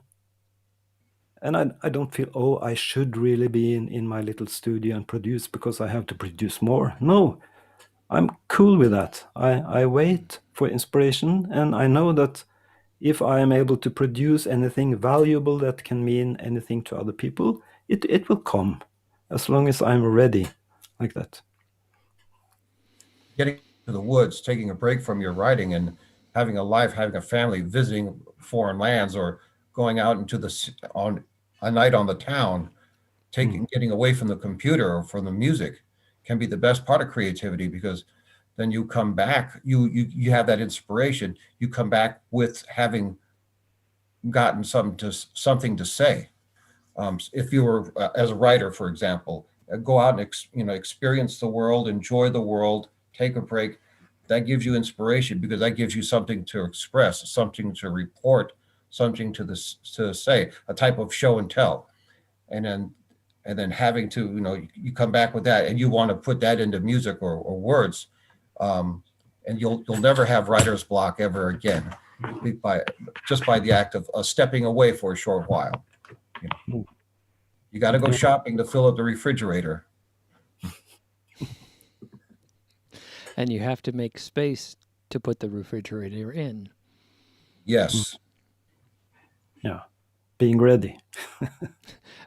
Here's the amazing thing about that Brian Eno quote to me. 4 words. Luck is being ready. Yeah. I'm working with several folks who I'm working with them to distill their communications into less words. And I was starting to kind of think, maybe I'm not entirely right about this. Maybe you can't compress all these thoughts. And then you say a quote like that, and you can have 4 words that have such a profound impact, and 4 words that are carefully selected and put in a series, and can say something I've heard things like that, but I've never heard that. And after all of us using our language for centuries, for millennia, for one human being to be able to put 4 words in English together that make an impact, that's incredible.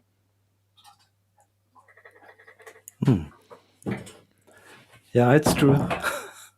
And you talked about philosophy and Brian Eno and philosophy in general.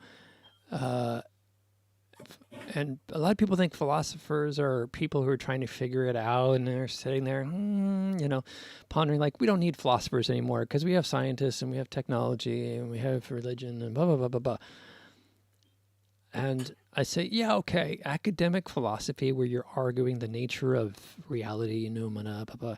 Okay, science can take care of what is a particle and what is an atom made of. So where philosophy still is of value is what all of us can do in those moments that we are quiet. And we allow there to be space. And like, I'm assuming from Eno's quote, you have space, and being ready is being in, some sort of, it's a combination of being at a resting state, but also have done the work to execute, right? Because you're not just ready because you're sitting there waiting, but when the opportunity happens, it's go. And so there is a work element. So it's a balance between the work and skill building on one side, and the reflective and the non-striving side having some sort of harmony. Yeah, it's true. I don't know how much art gets done if you meditate 24/7. Not a bad thing. It's just in its nature inherent. Well, I want to show one more video, and we've been talking about communication, so very aptly named. This video is called Communication.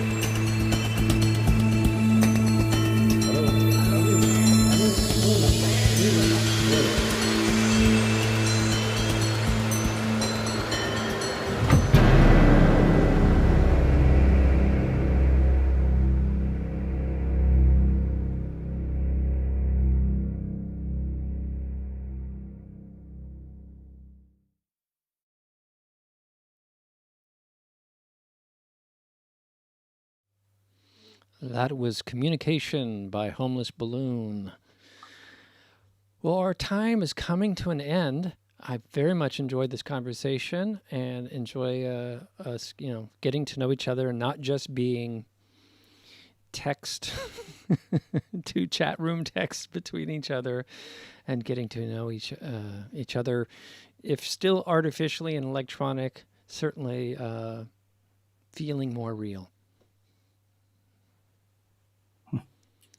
And I love your work. Again, I think you have a cohesion to what you're doing that is very distinct, and you create a narrator.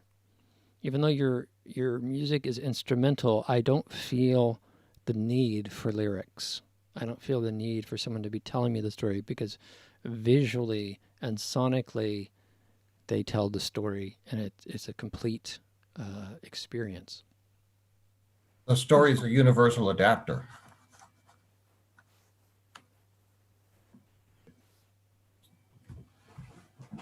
You still out there? Yes, that story, the visuals and the sound, they apply universally to what you're experiencing, to what you're learning, to how you're feeling. They're very, it's very, very meditative, universal. That's good to hear, because that's one of the things I want to create with my music. And I'm really grabbing the freedom I have, that no one tells me what to create, what to say. I can let it come from myself, from my heart, from my feelings, my thoughts, my ideas, like that. And I enjoy creating a lot. So it's good to hear your thoughts when you watch my music videos. It's a fantastic world you've created, and thank you for sharing. Thank you too. Held again, also for me, thank you for being on the episode and sharing your work. This is a series that was started when COVID happened, and a friend of mine said, you should do a weekly series. And originally she meant of my own work. And I said, well, that's going to get boring really fast. And so I created that little model to show off some of my work early on and interview folks who have played a big role in my life. And then it's expanded out into being an opportunity for me to do a sort of It's Your Life showcase of a segment of each artist's work that I've met. And now it's become like first tier circle, second tier circle, third tier, fourth tier. And I'm just happy to have the opportunity to show your work to more people, and to expand that audience base, and to get to know each artist, and yourself being included. So I'm kind of rambling. I think it's time for lunch here in California, and you have enticed me to want to go for a walk and have some quiet space. So I'm going to go do that now. But again, thank you so much for being on the show, and I look forward to seeing new works. This was very focused on Homeless Balloon, but I know you're continuing to create, and I look forward to maybe we could do a future episode about your next pieces. Yeah. Thank you so much for having me and for inviting me. It was a joy to talk to both of you, Joe and Kevin. Thank you very much. Thank you. Yeah. Thank you. Nice, very nice. Okay, see you next time. Cheers. Have a good night. Right. Ciao. You too. Thank you for watching today's episode with, I'm gonna try to say it again correctly, Helge Krabye. Krabbe? Close enough for an American. And I'm so blessed that artists have continued to want to be on this show and have the opportunity to present their work to you. Thank you for watching. Thank you for the support. Thank you for the comments in the chat room. And we'll see you again next week. For anybody who's watching right now in California time, we are going to have a regular episode tonight from 5 to 6. But as Helge was talking to us from Oslo, Norway, obviously it's late there, and we wanted to do the early episode. We will rebroadcast this episode, I think February 14th. So be watching for that. Ciao. If you're interested in my work, you can find me on Facebook, Caleb Duart, and you can find my musical projects on Bandcamp and my videos on YouTube. Thank you for watching.